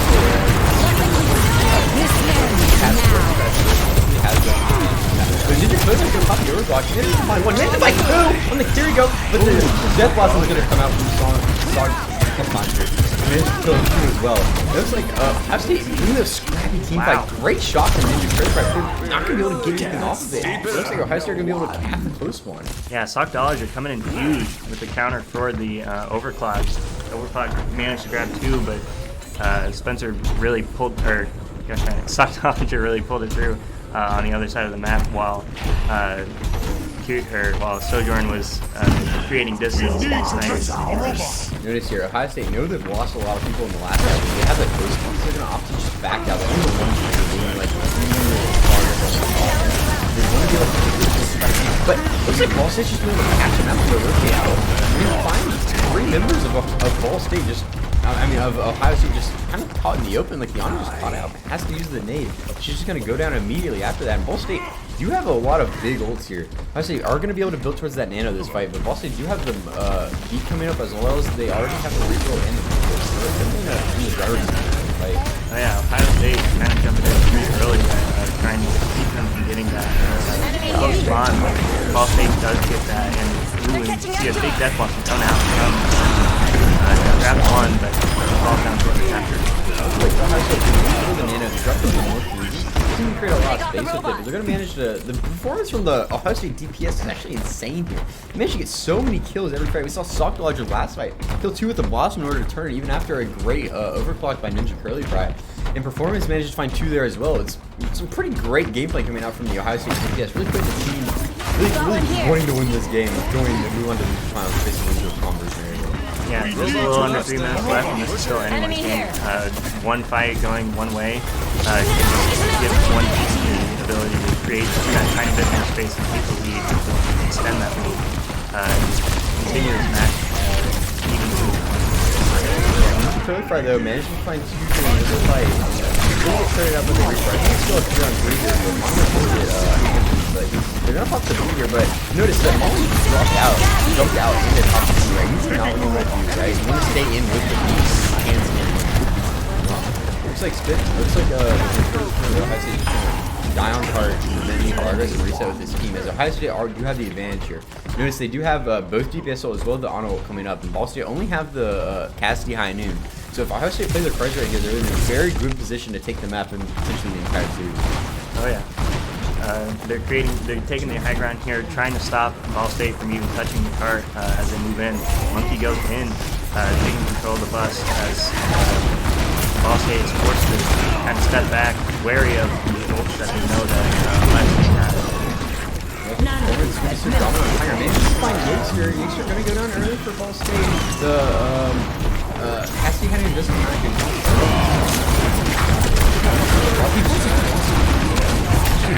from performance. Those are two Ball State has to get out in the middle of the fight. You usually don't want to stack Wraith and Suzu, right? Because Suzu's a lifesaver, Wraith's a lifesaver. So if you stack both at the same time, it's actually incredibly bad for your team, right?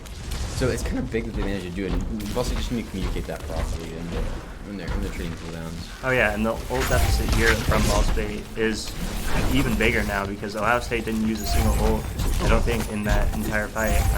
They might have used Nano, but Ball State used 2 ults where Ohio State didn't use one. So now when that ult comes out from Ohio State, they use Rampage or Winston Rage to kind of control it, but Lava just returns the same favor. So that's 2 ults coming out from Ohio State, whereas 1 from Ball State, and that wins them the fight. Yeah, it's definitely scary territory here for Ball State, as Ohio State is going to keep pushing the bot.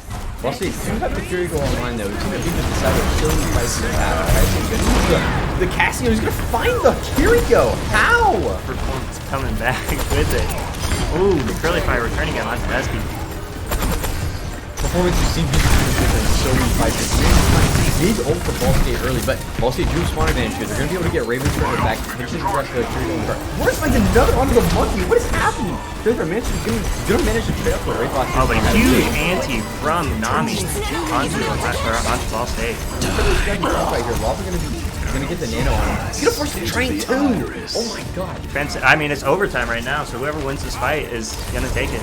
They don't even need to win this fight. Forcing the train is potentially all they need. They managed to get the Kiriko ult. They managed to get both support ults out. They managed to get the Reaper ult out. And they still have their own Kiriko ult. They should be perfectly content with losing this fight, resetting as a team, and creating like essentially the perfect team fight together with their Kiriko ult to potentially just take the entire map here. And Ball State know they're in trouble here, right? They just popped 3 big ults in a team fight. They technically didn't even win. They just kind of left because they were fine with getting their own rate contest. Looks like they're going to wrap around right here with the honor on the high ground. Potentially just stall the cart. Look for Ball State coming up straight. Pop that Kitsune and punish off it. They're going to fight Jags here. Looks like it's just the performance show. It's just the performance show. He's just gonna find 2. Sockdollar manages to find 1. And Performance finds a 3rd. It's gonna be it. Game set match. Ohio State takes it 2-1 over Ball State. Very well played from both teams here, but Ohio State does come out on top.